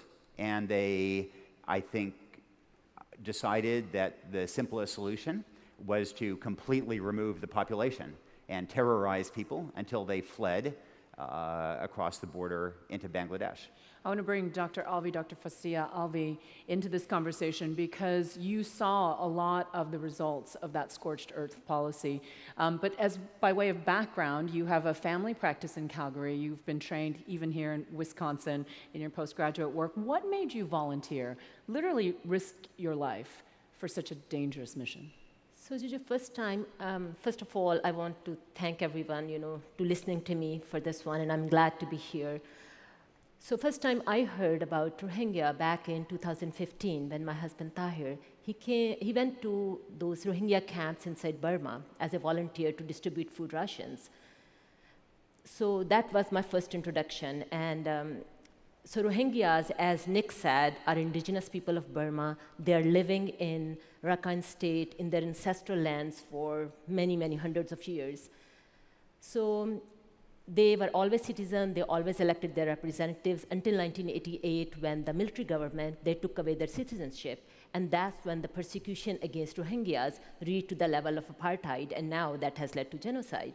So when Tahir came back, he told me horrible stories that Rohingyas were facing, like forced starvation and rampant diseases. He was so disturbed that he couldn't eat at dinner table days after coming back. And then last year, as Nick said, that with the horrific campaign of violence that started last year in August, there is a human element to it. I was hearing all the stories of massacres, violence, rape. And then I heard from ICNA Relief Director, Mr. Shaukat, that there are about 90,000 pregnant women, literally a handful of doctors taking care of them. So as a physician, I thought that, I must help. So the conditions on the ground, what I saw, it really horrified and shocked me. I knew I won't be able to look at myself in the mirror if I didn't do something to help. And so tell us some of the stories, those heartbreaking stories that you had spill out as you were treating so many of these people. I know we have an image of you in the refugee camp, but you met one boy who was suffering from polio. So as a doctor, I tried my best to treat those people who were suffering in so many different ways, but there's some patients that are just stuck with me. So the first boy, his name is Ahmed. He's about 4 or 5-year-old boy. So he was found by his neighbor in the forest 4 days after his entire family was killed by Burmese army. He was starving, was very weak, and he was holding tight on a plastic shopping bag. And when the neighbor looked inside, it had his mother's and sister's clothes who were dead 4 days ago. So he was holding on to what was left of his family. It really shook me. I didn't know how to walk away with this child. So children are the main victims of this genocide along with women. And as a mother, I was unprepared to see so many unaccompanied children in those camps. There are about 40,000 orphan kids. Most of them, they don't know where their parents are. And some of them, they have seen their parents cut into pieces in front of them. You were saying as a mother this affected you deeply, especially when you met another little girl who was the same age as your daughter, 11-year-old. Yeah. So that girl also stuck with me because one day we went into a tent. There were 2 women inside. So one woman shared with us her story, that how her husband was killed, how her baby was thrown into the fire, how she was raped for 15 days. So while we were listening, I noticed a small girl sitting on the back in dark, crying quietly. She was the same age as my daughter, Iman. And when I looked at her, her tears, her face, I felt myself paralyzed. My heart sank. And, but her tears now, they have become my driving force to advocate for her, to speak for her, to become her voice. So Burma is using genocide as a weapon of, is using rape as a weapon of genocide. Systematic rape. It's systematic rape. Absolutely. To demoralize them. And those are powerful tears that are affecting you to this day. And yet the injuries that you saw, whether it was the machete wounds or the bullet wounds, tell a tale of the type of violence that we're seeing in the region. So we had seen lots of musculoskeletal injuries, lots of patients with wounds on their back because they were shot as they were trying to flee. And I like to point out here when I hear someone says that will Aung San Suu Kyi will ever be letting them to get back. She wasn't content with letting them leave alive. She wanted them dead. Nick, let me bring you in. You've heard countless stories that are similar to this that shake us all to our core. Tell us the story of Dilbar and Noor, especially in the framework of some of the skepticism that's out there. So I met Dilbar and Noor in their hut, and there they are. And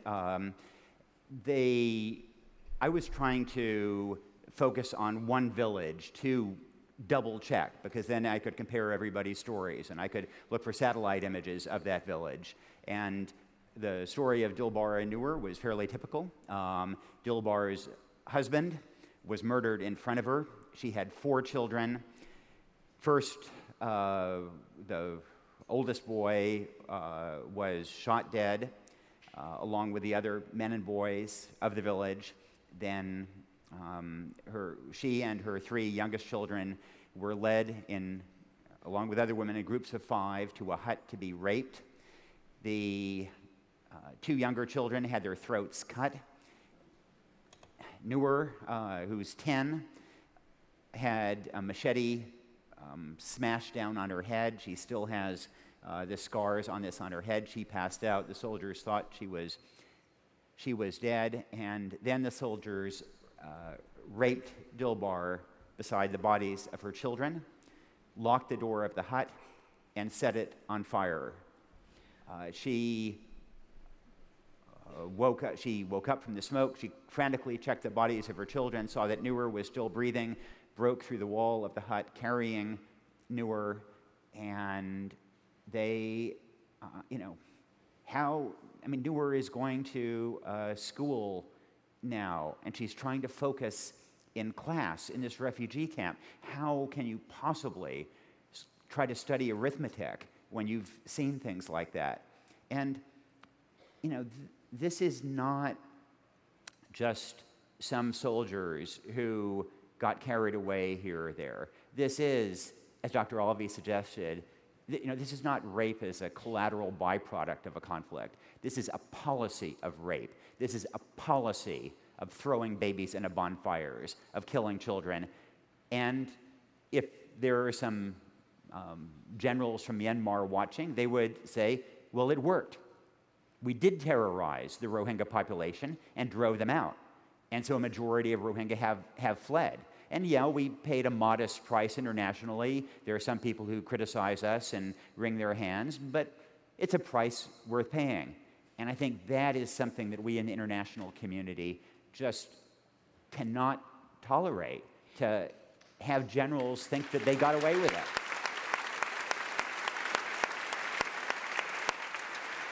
Let's talk about the response from the human rights community, because they are actively trying to verify all of these accounts. These are not just anecdotal accounts. These are corroborated by multiple witnesses that you've interviewed from the same village. Amnesty International has satellite imagery of 345 villages wiped off the map, and yet 58 human rights organizations have called for sanctions. Do you think that's an effective tool? Let's start with you, Dr. Alvey.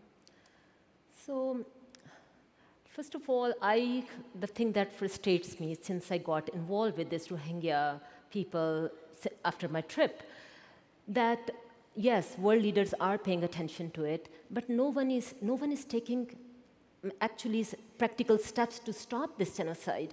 So I'm a physician, not a political expert. My impression of our institutions like UN, EU, International Criminal Court was that they make people accountable and they protect human rights. And their motto, never again, means never again. They are letting it happen again, like they did in Rwanda, Bosnia. It frustrates me that we are not doing anything now, and we are going to probably regret it 10 years from now. So I think, as you said, answer to your question, that I think sanctions is the only solution, and full sanctions, economic as well as military sanctions, and bring those criminals to justice who are treating Rohingya people like worse than insects, and to restore their citizenship. Nick, you said that the Myanmar government has been susceptible to sanctions in the past. Yeah. Targeted sanctions. So we have some experience in what works on pressuring Myanmar because for years we were trying to have them release Aung San Suu Kyi and hold democratic elections. And we tried various things. We tried general sanctions on manufacturing products in, I think it was 2002, and that essentially failed. That put a lot of young garment workers out of work, but didn't change Myanmar policy. Then we tried targeted sanctions on key figures close to the regime, and essentially that worked. That kind of pressure did not hurt the ordinary population, but it did wake up leaders. You brought up Aung San Suu Kyi, and I know that in many ways the human rights community has lost an icon in some ways. 10 years ago, she would have been on this stage and we would all be applauding her. And so many people, Desmond Tutu, all the female Nobel laureates, have spoken out harshly against her. Is that merited? I think it absolutely is, and I say that as somebody who had tremendous respect for Aung San Suu Kyi and was such a icon, as you say, of courage, of speaking up for human rights, and to now see her not only be passive in the face of what I agree with Dr. Alvey, I believe it is a genocide, is heartbreaking, and I think that what is happening, that probably all along she wasn't quite as much of a human rights advocate as we hoped, but also I think that she wants to be a politician and she wants her party to win. And the truth is that if you want to be a successful politician in Myanmar, in today's democracy there, then you can't speak up for the Rohingya. And so she has to choose, and she chose democratic success at the cost, I think, of her soul. My goodness, those are very stark terms, and I think terms that we all understand on this stage. Dr. Alvey, I know you have plans to return. I know that there's a level of dire straits because the monsoon season is approaching.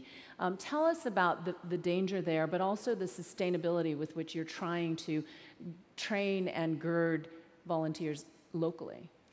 So there's a lot of anxiety lately among the refugees and the local Bangladeshi government and Bangladeshi people because Bangladesh is the wettest country on earth. When it rains for months. Those plastic sheets and bamboo tents, they're not going to hold 60 to 80 inches of rain. So flooding and the mudslides are waiting to happen. I was talking to the camp doctor last week. He said that, Dr. Alvey, I know that people are going to die, but the question is how many?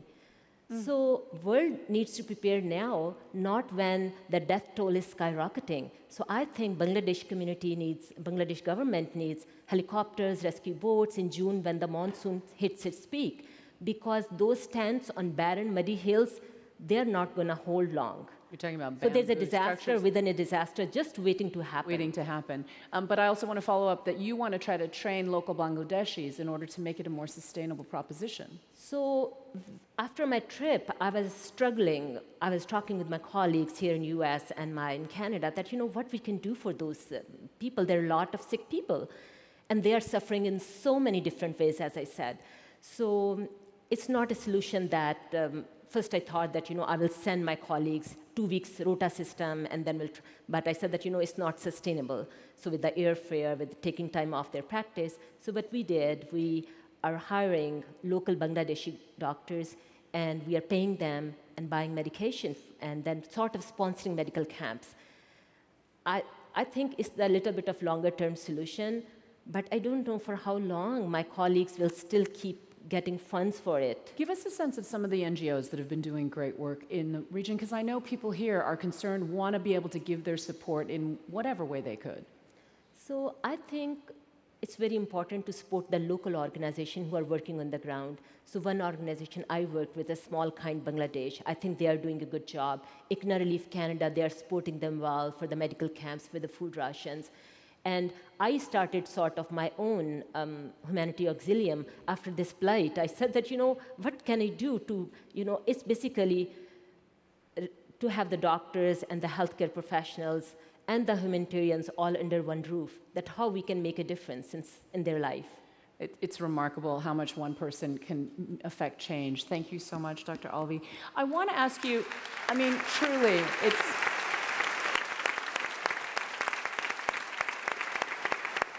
Nick turned to me backstage and said, "Don't you feel inadequate?" And I said, "Entirely." I want to go to med school now. Right, and, exactly. Follow Dr. Alvey. Nick, I feel it would be remiss for me not to bring up Facebook. They've been in the spotlight all week, Mark Zuckerberg on Capitol Hill, and yet Facebook has also been criticized in Myanmar for a spike in hate speech, anti-Rohingya hate speech, but also some censorship of survivor stories every time they get posted. What is your sense? So one of the complications is that the internet arrived in Myanmar. A few years ago, there was, internet essentially was not available. And then they did allow it, the government allowed it, relaxed the rules, allowed cell phones to have better bandwidth, and Facebook immediately spread all over. Facebook became quite popular, but it didn't have any physical presence in Myanmar. There was no office.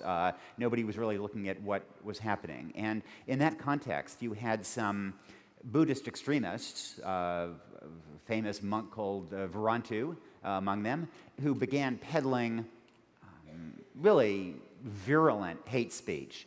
And I mean, completely dehumanizing words. Often coming from the mouths of Buddhist monks. Which was very the cognitive dissonance there was extreme. It's very weird. And the Dalai Lama, to his credit, has spoken up for this. It's a different sect of Buddhism, and they don't pay much attention. But Facebook, I think it's fair to say that they were slow in responding to some of this hate speech. I also must say, though, that I think that in some cases it's just difficult that you have, in my most recent trip, I was in some little villages, and they were circulating completely false images, claiming that these were, Rohingya slaughtering Buddhists. And these were fake, but these were local people here and there, and they weren't getting a huge amount of traction. But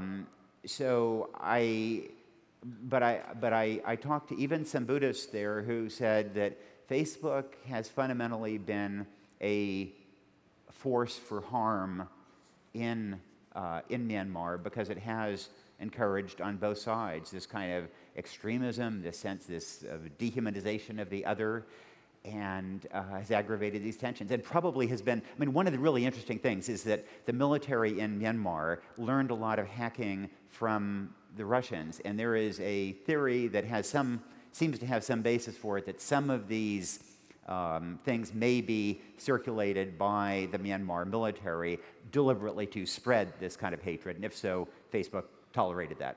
We only have a few minutes left, and I want to talk about something we were talking about offstage, which is the idea that blame and shame have an impact on this regime.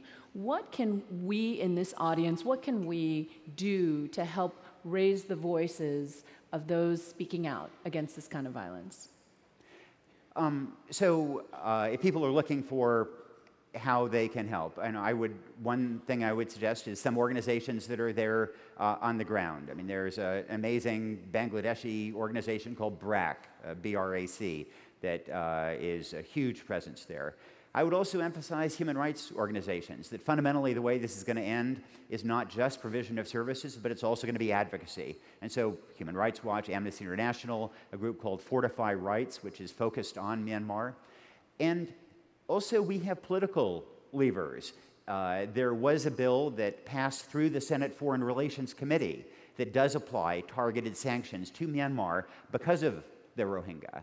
And it does seem to have broad support. Right now, it is stalled. Mitch McConnell has stalled it because he has always had a very high regard for Aung San Suu Kyi. And I understand that, I did too, but I would welcome people to encourage Senator McConnell to have a broader view about the importance of bringing about change in Myanmar. You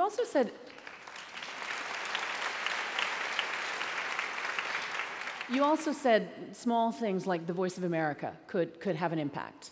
So one of the heartbreaking things is that the Rohingya who are, right now, those remaining in Myanmar are either locked in concentration camps or they're confined to their villages, denied education, denied health care. And so, in village after village, these village elders are trying desperately to educate their children themselves under a tree, without textbooks, without teachers, and without anything. And so, Voice of America, if it were to broadcast lessons. Now, many people in the villages do have radios, they have solar-powered batteries that could be used, and this might be one way of giving these Rohingya schools some material, some way to educate their children until this nightmare passes. I want your final thoughts, Dr. Alvi, on, a lot of times you feel like you lose your faith in humanity, and you've seen a lot of the atrocity up close and personally. What would you say? What was your takeaway during your time there? So, for my final words, I would say that, as a human being, not being a doctor or Canadian, it's really shocking for me that that genocide is going on that part of the world and how silent our community is. It's really a shame for me. That little boy, Ahmed, that girl in the red, their lives really don't matter. There's like endless stories, like Nick said, that, I have lots and lots. I can sit here all night and tell you all those horrible stories that I witnessed. But I believe that my fellow Canadians and the people in the US, they are very compassionate. They like helping out. It's hard to give a damn what's going on the other side of the world. It's easy to take care of the people that happening in our own backyard. I understand that we have our own challenges and we have our own hardships. But those people, I think they have gone through hell and they are living in literally garbage condition. We need to stand up. And Nick, I agree with Nick, all the suggestions. And I think US Senate should vote for the Bill 2060, and that will impose sanctions on Burma. It's a very complex, but it's incredible.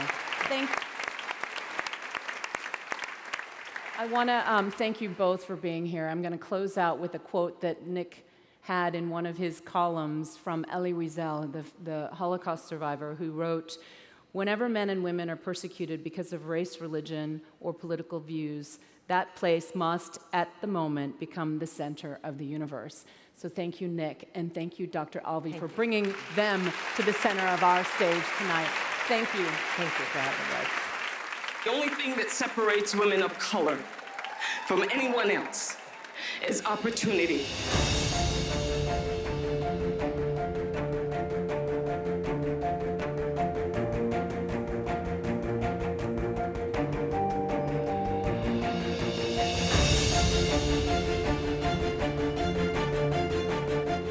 I ain't got nothing else to give. What do you want from me? Complete the mission, you get time off your prison sentence. Fail the mission, you die. Senator Trucco, did you have Tisha Stanley murdered? And the Tony Award goes to Viola Davis. Viola Davis. Viola Davis. I became an artist, and thank God I did, because we are the only profession that celebrates what it means to live a life.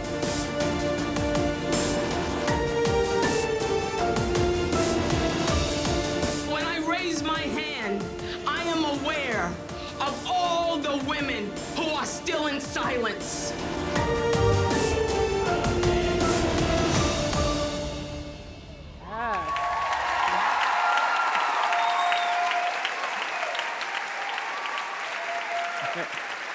All right. Wow. This is a lot. There are a lot of you. Well, good evening, everyone. Women in the World. I'm Joy-Ann Reid, MSNBC host and author. It is my, thank you. That's cool.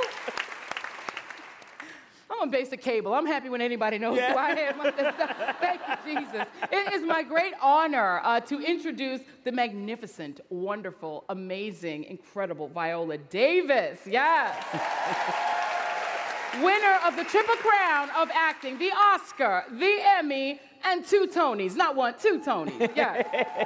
And on a completely shallow note, I have to say, Miss Viola, your hair in every iteration gives me life everlasting. Oh, thank you. So I want to start out because we played some of your powerful speech where Yes. you talked about sort of the power of women, that women are accumulating. We're in this #MeToo moment. Maybe we're in the midst of it. Maybe we're in the waning moments of it. Is it working? Do you see equality for women in Hollywood actually happening? Yes, I do see a moment becoming a movement. I do see a conversation happening even in, I am a producer, and even in the producing realm, people are always looking for female-driven narratives. They're very conscious about hiring female directors. Women are much more aggressive out there in terms of getting what they want. It sort of started as very timid, the first woman who kind of spoke up about Weinstein. And then all of a sudden, now we're bold. We come on that red carpet, they're raising the defense fund for women, if they want to prosecute their predator, it's there for them. So I see all of that happening. I see women wanting to be the change that they want to see. Now, me, personally, I'm always aware because I was involved in the movement before it was a hashtag. I was involved with the Rape Treatment Center at UCLA that Gayla Barbanel is the head of. She has been the head for 30, 40 years. And what I always want to reiterate to people is the personal aspects of sexual assault. I mean, I understand, I truly do. Listen, I'm an actress. I want my Sophie's Choice. I want to be in a great John Ford movie. I'm like, I want to be the black girl who is, accepting her third, fourth Oscar. I sometimes, I have those visions, I have those dreams. But I really want to reiterate to people that I don't want what's going on in Hollywood to just be sort of a metaphor for what the movement is. Yeah. That once that sexual assault happens, women always say that's the day that they died. And that trauma escalates into side effects that are life-changing. The body dysmorphic issues, the suicide, the addiction. You could go into any prison in this country, and I guarantee you could trace it all back to sexual assault. And that little girl, that 15, 16-year-old girl who's being pimped out on the street and trafficked, I don't know, in Detroit or Chicago, who has been gang banged by 20 guys and pimped out, that's the girl I'm always focused on. Bringing her from the time she's traumatized to getting that rape kit to healing, to becoming a survivor and to becoming an overcomer. And that's what we have to focus on. That's the impact. Yeah. That's the thing. It's like we have 324 million people in this country. 51% are women. And trust me, when one is traumatized and it escalates into rage issues, incarceration, all kinds of things. That to me is the power. That's the sweet spot. It's not just about an actress wanting to promote a career. Right. It really isn't. Yeah. So, I mean, give my profession a little advice. What are we doing? Because I don't feel like we're telling the stories that way. I feel like it's such a traumatic subject. Mm-hmm. It's so complicated. We're missing the trauma and just telling the story of when that same young woman offends. And when she somehow goes down the wrong path, we just hit at that moment. What are we doing wrong in terms of telling these stories? And can you tell them to a public that still can't handle the subject of sexual assault and rape? Well, you know what? When we go to see movies and, plays are a little different, we want our buttered popcorn and Diet Coke and Sour Patch Kids. Mm-hmm. We want to escape. Yeah. We really do. There's not a whole lot of laughs in truth sometimes. Yeah. It's like the famous saying in A Few Good Men, truth, you don't want to handle the truth. Mm-hmm. I happen to feel that whenever anyone comes into any kind of experience, I know for me, that's why I became an actor. Yeah. I became an actor, just like Arthur Miller said when he started writing. He wrote because he wanted people to feel less alone. He wanted people to recognize themselves on that screen, on that stage. And often, too often, we water it down to make it palpable for you. You know, we do it even on social media. Facebook is a place where everybody is the greatest mother, you know, the greatest wife, the greatest parent. Nobody's kid ever gets anything less than a straight A. You know, all of our 7-year-olds are well-behaved. You know, they never say a bad word. They never cuss. We don't expose them to anything. And we know that's not the truth. We're in the age that we don't want to connect. We don't want to connect to anything. You know, and it's almost like it's going to wake us up and it's going to force us to see someone that maybe we hate like we see ourselves. You know, it's a famous James Baldwin quote that says, you know, we're so afraid that if we give up our hate and that once the hate is gone, that what's left is pain. And that's what's missing from the story. It's like, you know, it's not sexy to see, I don't know, a beautiful woman on screen who literally wakes up and, I don't know, doesn't maybe want to have sex and doesn't walk around in high heels and is actually not your fantasy, has actually been sexually assaulted. Actually, every time she has sex with you, she feels a great deal of pain. She has post-traumatic stress disorder. That's not sexy. That demographic of the 34-year-old man is going to say, okay, I'm not going to pay $15 to see that. Yeah. She has to be what I envision in my head. Yeah. We've churned it out, and it's affected everything. Yeah. I feel like one of the things that makes you special as a performer is that you're able to show a complete woman, right? You can do the glamour, obviously, but you can also tell the pain. You can tell the stories of ordinary women in a way that humanizes them, particularly for Black women. That's not easy to do. Yeah. And you said something, the first time I got a chance to meet you was also at Women of the World in LA.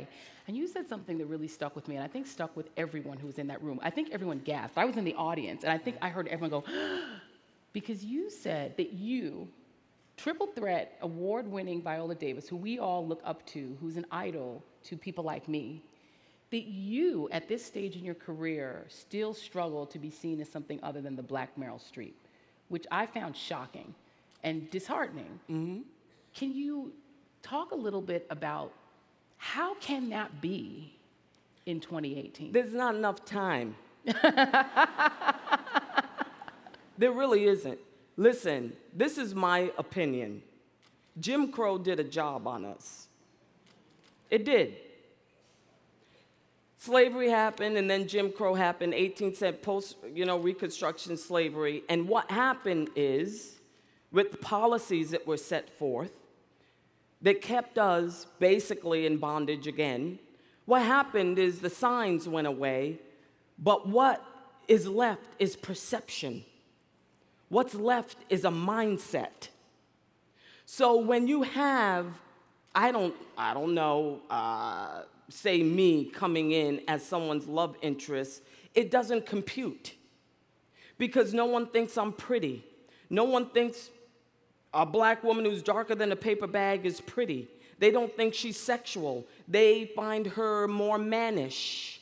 They associate her probably more with a man, more earthy, more soulful, more sassy. I see you more with an apron than I do see you naked rolling around in bed with someone. Because that is the American mindset. And what it's done is it's seeped into art. Listen, that's why Black Panther was a phenomenon. And now all these Black actors and artists in Hollywood is trying to jump on that chain and saying, finally, okay, you see, we can open a movie. You see, people actually want to see us. You're just not seen the same way as viable, okay?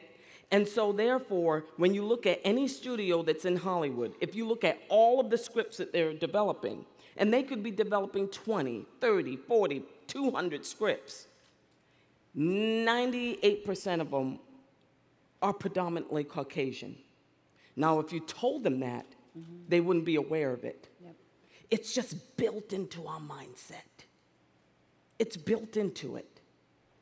And, you know, what do you do to change it? I mean, I don't know. I feel like once you have the baton, what you have to do is you just have to make bold choices and you just have to risk it. Yeah. You know, or not. Mm-hmm. But, you know, as an actor of color, you're not getting paid the same way. You're not seen the same way. Literally, here's the thing. If you had Julianne Moore walk on stage and gave a great monologue, then you had me come on stage and give the same monologue in the same way, are you going to see it the same? Well, no, because your experience that you're bringing to that monologue, your biography, changes that monologue. And I think there's value, and this is what puzzles me about Hollywood, is that if you and Julianne Moore did the same monologue, they would be absolutely different because you would be bringing a different ethos, a different woman is doing that monologue, and there's value in that. And there's Absolutely. an audience for the Viola Davis version of that monologue. That's what I don't understand why they don't see that. Absolutely. Yeah. I mean, and listen, do I believe that all of that is changing? Absolutely. I mean, with the success of Get Out, and now I think this coming year you have Barry Jenkins in If Beale Street Could Talk. Mm-hmm. You know, the James Baldwin, you have Spike Lee in Black Klansman, you have Steve McQueen in a movie that I did called Widows. Mm-hmm. I'm now absolutely being seen this way. After 30 years in the business, at 52, you stay in the line long enough and people do see you differently if you scream loud enough. One of the things I think is interesting, and I've seen it with yourself and other you know, major movie actors and actresses, is that television has sort of blossomed lately in allowing that dexterity and allowing people to have that range. I'm playing this out of order, and I apologize to the producers, but there's a clip from How to Get Away with Murder that still, and I do binge watch TGIT. Yes, my DVR is entirely full of TGIT. But there was a moment in How to Get Away with Murder that stuck with me and I think stuck with the world because you literally revealed your character without all of the decoration to show who she is inside. That Annalise Keating, who's this glamorous, together, powerful lawyer, is also this vulnerable woman who, look, as Black women, if you home, the wig is not staying on while you go to bed. You're not leaving everything is not staying everything, right? And that's white women too. Y'all wear wigs too. Let's stop. And retainers. Okay? Yes, y'all have clip-ins. We all know what it's about. But I mean, but you revealed it, and it was so unexpected. Yes. Because most of the time, actresses don't want to give up the glam. Absolutely. And you did it. So I want to play that if you guys are ready. Let's play that clip.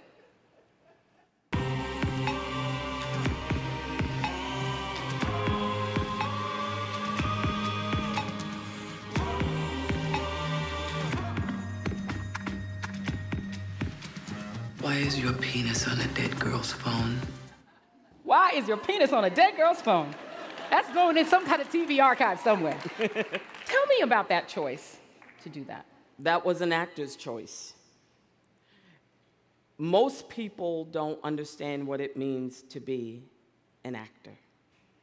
An actor has to create a human being. It's not about vanity. The minute you come onto a screen and you're worried about your wig and your makeup, vanity has no place in acting.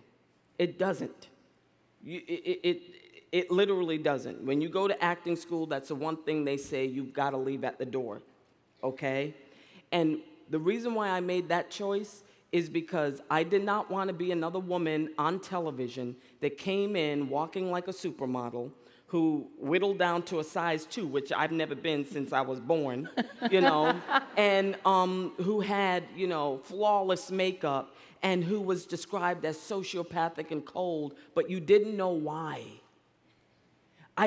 It's like Sanford Meisner, the greatest acting teacher, said that's the most important question that an actor can ask, is why? Mm-hmm. We are in the business of creating human beings, of finding out what makes you tick. The psychological pathology. Pathology is a study of tumors. Acting is a study of what is your tumor? What's that nucleus? And in order to do that, I felt like if I took that wig off And if I took the eyelashes off or whatever, then if I were to do this show for 7 years, which it looks like I may be, then what it's going to force the writer to do is write the woman. They're going to write the woman. And I know women. I'm sorry, not every woman who's sexual is a size 2. Not every woman who's sexual is walking like a supermodel. And not every woman who's sexual is lighter than a paper bag. I'm sorry, I'm proof positive of that. Yeah. Now, my biggest hurdle now, if I were to be so bold to say, is for actors of color especially, there is a need for us to be didactic. And I don't like that. What I mean by that is that every time we're on screen and every time we make a choice, then the next question is, so what did that mean? So what social statement were you making? There is no social statement. The social statement is just me. It's me in that moment. It's me in that one moment where, I don't know, I'm sitting on stage with Joy Reid and it may be a flash across my eyes that is like, am I really here? Those human moments, you know, where 1 minute you're laughing hysterically and the next you're thinking about the time your father died. Those moments that absolutely make us human. What I find is so many of our stories, if there's not a big social message, there is no value.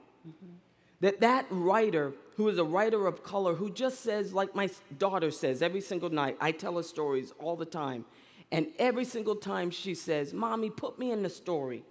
I said, well, okay, Genesis. She said, no, I want to be that one. I want to be the one that kills the dragon, Mommy. Make it me, make it me. Is that sometimes we just want to tell a story. Yeah. That's it. We just want to be. You know, we don't always want to go up against the KKK and do you know what I'm saying? Yeah, absolutely. We don't always want to come in and be, you know what, you think that I'm just, you know, a housewife, but I'm really God, you know? No, I just want to be the housewife. Yeah. I think that there's power in that. Absolutely. Because I think that's what's happened to us throughout history is the dehumanization of us has made it possible for us to be hated. So now the stigma is to just humanize us. That's the beauty of art. That's my next hurdle. Yeah, absolutely. Yeah, we need to see, I mean, the whole controversy over Roseanne, but the sort of beauty of what they were able to do is that they can just show an ordinary white family. An ordinary, well, and we have to be okay with that too. Yeah. We have to be okay with being ordinary. It's one of the reasons why I gave that speech, which Yeah. I know that people kind of had an aversion to. But I'm sorry, when people come up to me and say, what story do you want to tell? Do you want to tell the story of the first black female pilot? Yeah. Who I love, by the way, I read that book. But do you want to tell the story of, you know, the first woman who, I don't know, blew up a town hall in Tulsa, Oklahoma? It's like, I don't know. It's those bodies that are in the grave that went to the grave, like my father. He has a ton of stories. Yeah. Can we show little girl Viola? Can we get that picture up there? Oh my God. We're going to show her. There she is. So cute. What did that little girl teach you that allows you to excavate the stories that you're able to do? You know what? It's only now that people ask me that all the time. I'm always thinking, I'm going back to heal that little girl. I'm going to reach back and pull her up, give her a meal, all of that. But now people are always saying, well, can you allow that little girl to hug you? Yeah. To kind of look at you and go, wow, is this what I'm going to become? You know what? She is allowing me to enjoy what I do. And that's sometimes hard.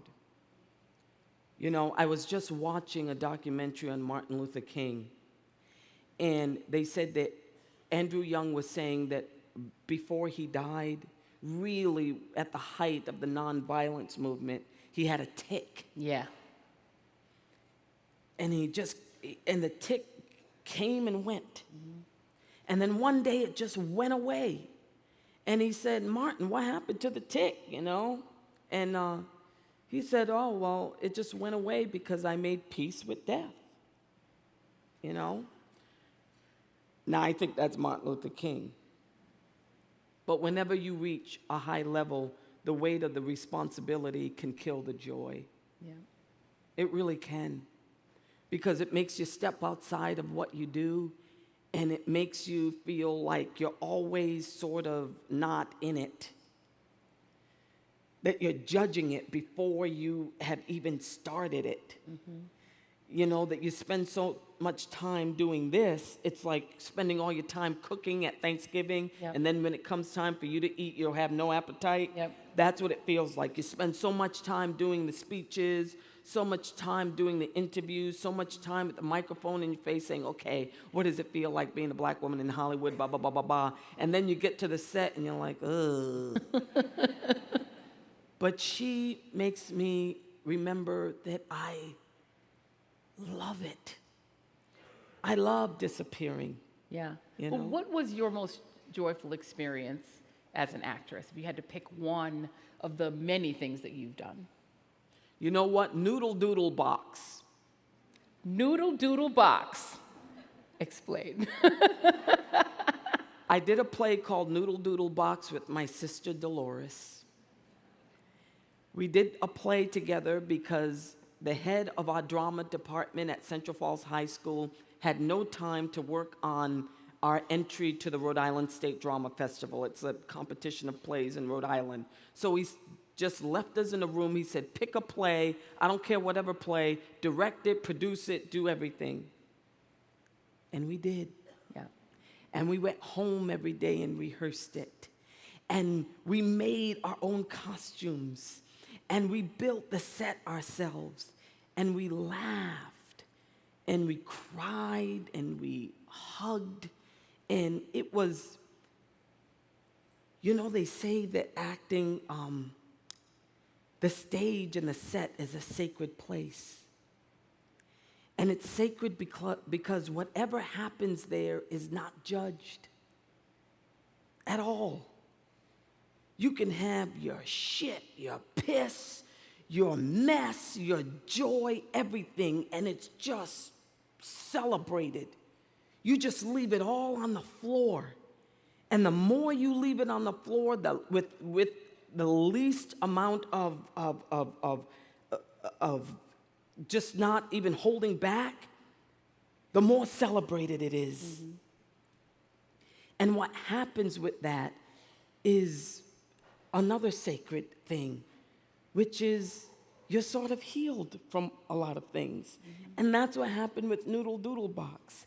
Even though it was a children's play about friendship, but through the journey of leaving it all on the floor, just exploring everything in rehearsal, I mean rolling around together at times, messing up even, making mistakes, and then finally coming to that end point, which was the play, I got closer to my sister. Yeah. And for me, that's perfect. That doesn't always happen. Sometimes it just culminates into bad box office. You know? I love that. I want to, we started out talking about women in power in the industry. So I want to leave Viola Davis, the actress, for a moment and go to Viola Davis, the producer. Because I think one of the disconnects is that when women want in to the business, in quotes, they want in front of the camera. But there's so much power to be had in the suites, as it were. How can women find their way in to that inner sanctum? Do you have to already be Viola Davis to get in? You sort of do. Yeah. Unfortunately, yeah, you do. I mean, yeah, we're running out of time, but yes, you do. You have to be Viola Davis in order to do it. You have to be Meryl Streep in order to do it. You have to be Julianne Moore in order to do it. It's once again, it's running a great relay race where every single runner is fantastic. That's how you have to see your life. You have to see your life as running your leg of the race and passing the baton on to someone who's able to run it the next leg of the race. Unfortunately, there's a lot of people who drop it because they don't have the ability to hold on to it, okay? Because there's a lot of people in my profession who absolutely don't know what they're doing. They have no idea about dramatic structure. They have no idea what's good or what's bad. They have no idea even what to fight for. I mean, they would rather fight for the kind of outfit the woman is wearing in the scene than how the scene is written. So my whole thing is like Shonda Rhimes said when she won the Norman Lear Award and she got that award and she held it up and she said, I deserve this award. I deserve it because when I walk into the room, I ask for what I want. That's the point you have to be at as a producer. To be able to walk in that room with the strength and conviction and understand that now you've risen to the point of significance. You've got the baton. What are you going to do with it? Amen. I think that is a perfect note to end it on. Viola Davis, you are a marvel. The real live Wonder Woman. Thank you so much. Thank you. Thank you. Thank you all for being here. Brilliant. Thank you. Oh, wait, we have to wait. Oh. We're waiting for Tina. Oh my God. These two mighty, fierce women. These two fierce women in dialogue. You are incredible. Thank you. Viola Davis, a masterclass in humanity every time you open your mouth. And Joy Reid, awesome Joy Reid, the great resistor. So great to have you with us. Thank you, Tina. And I want to thank everyone tonight who's been with us. They have been remarkable, our amazing women on the stage, and of course our wonderful men, our two wonderful men. Tomorrow, it's going to be an absolutely rousing and incredible day. I mean, you know, we're going to have Sally Yates with us tomorrow, thank God. The Constitution is safe. I think she's here tonight in the audience too. Thank you, Sally, for being here.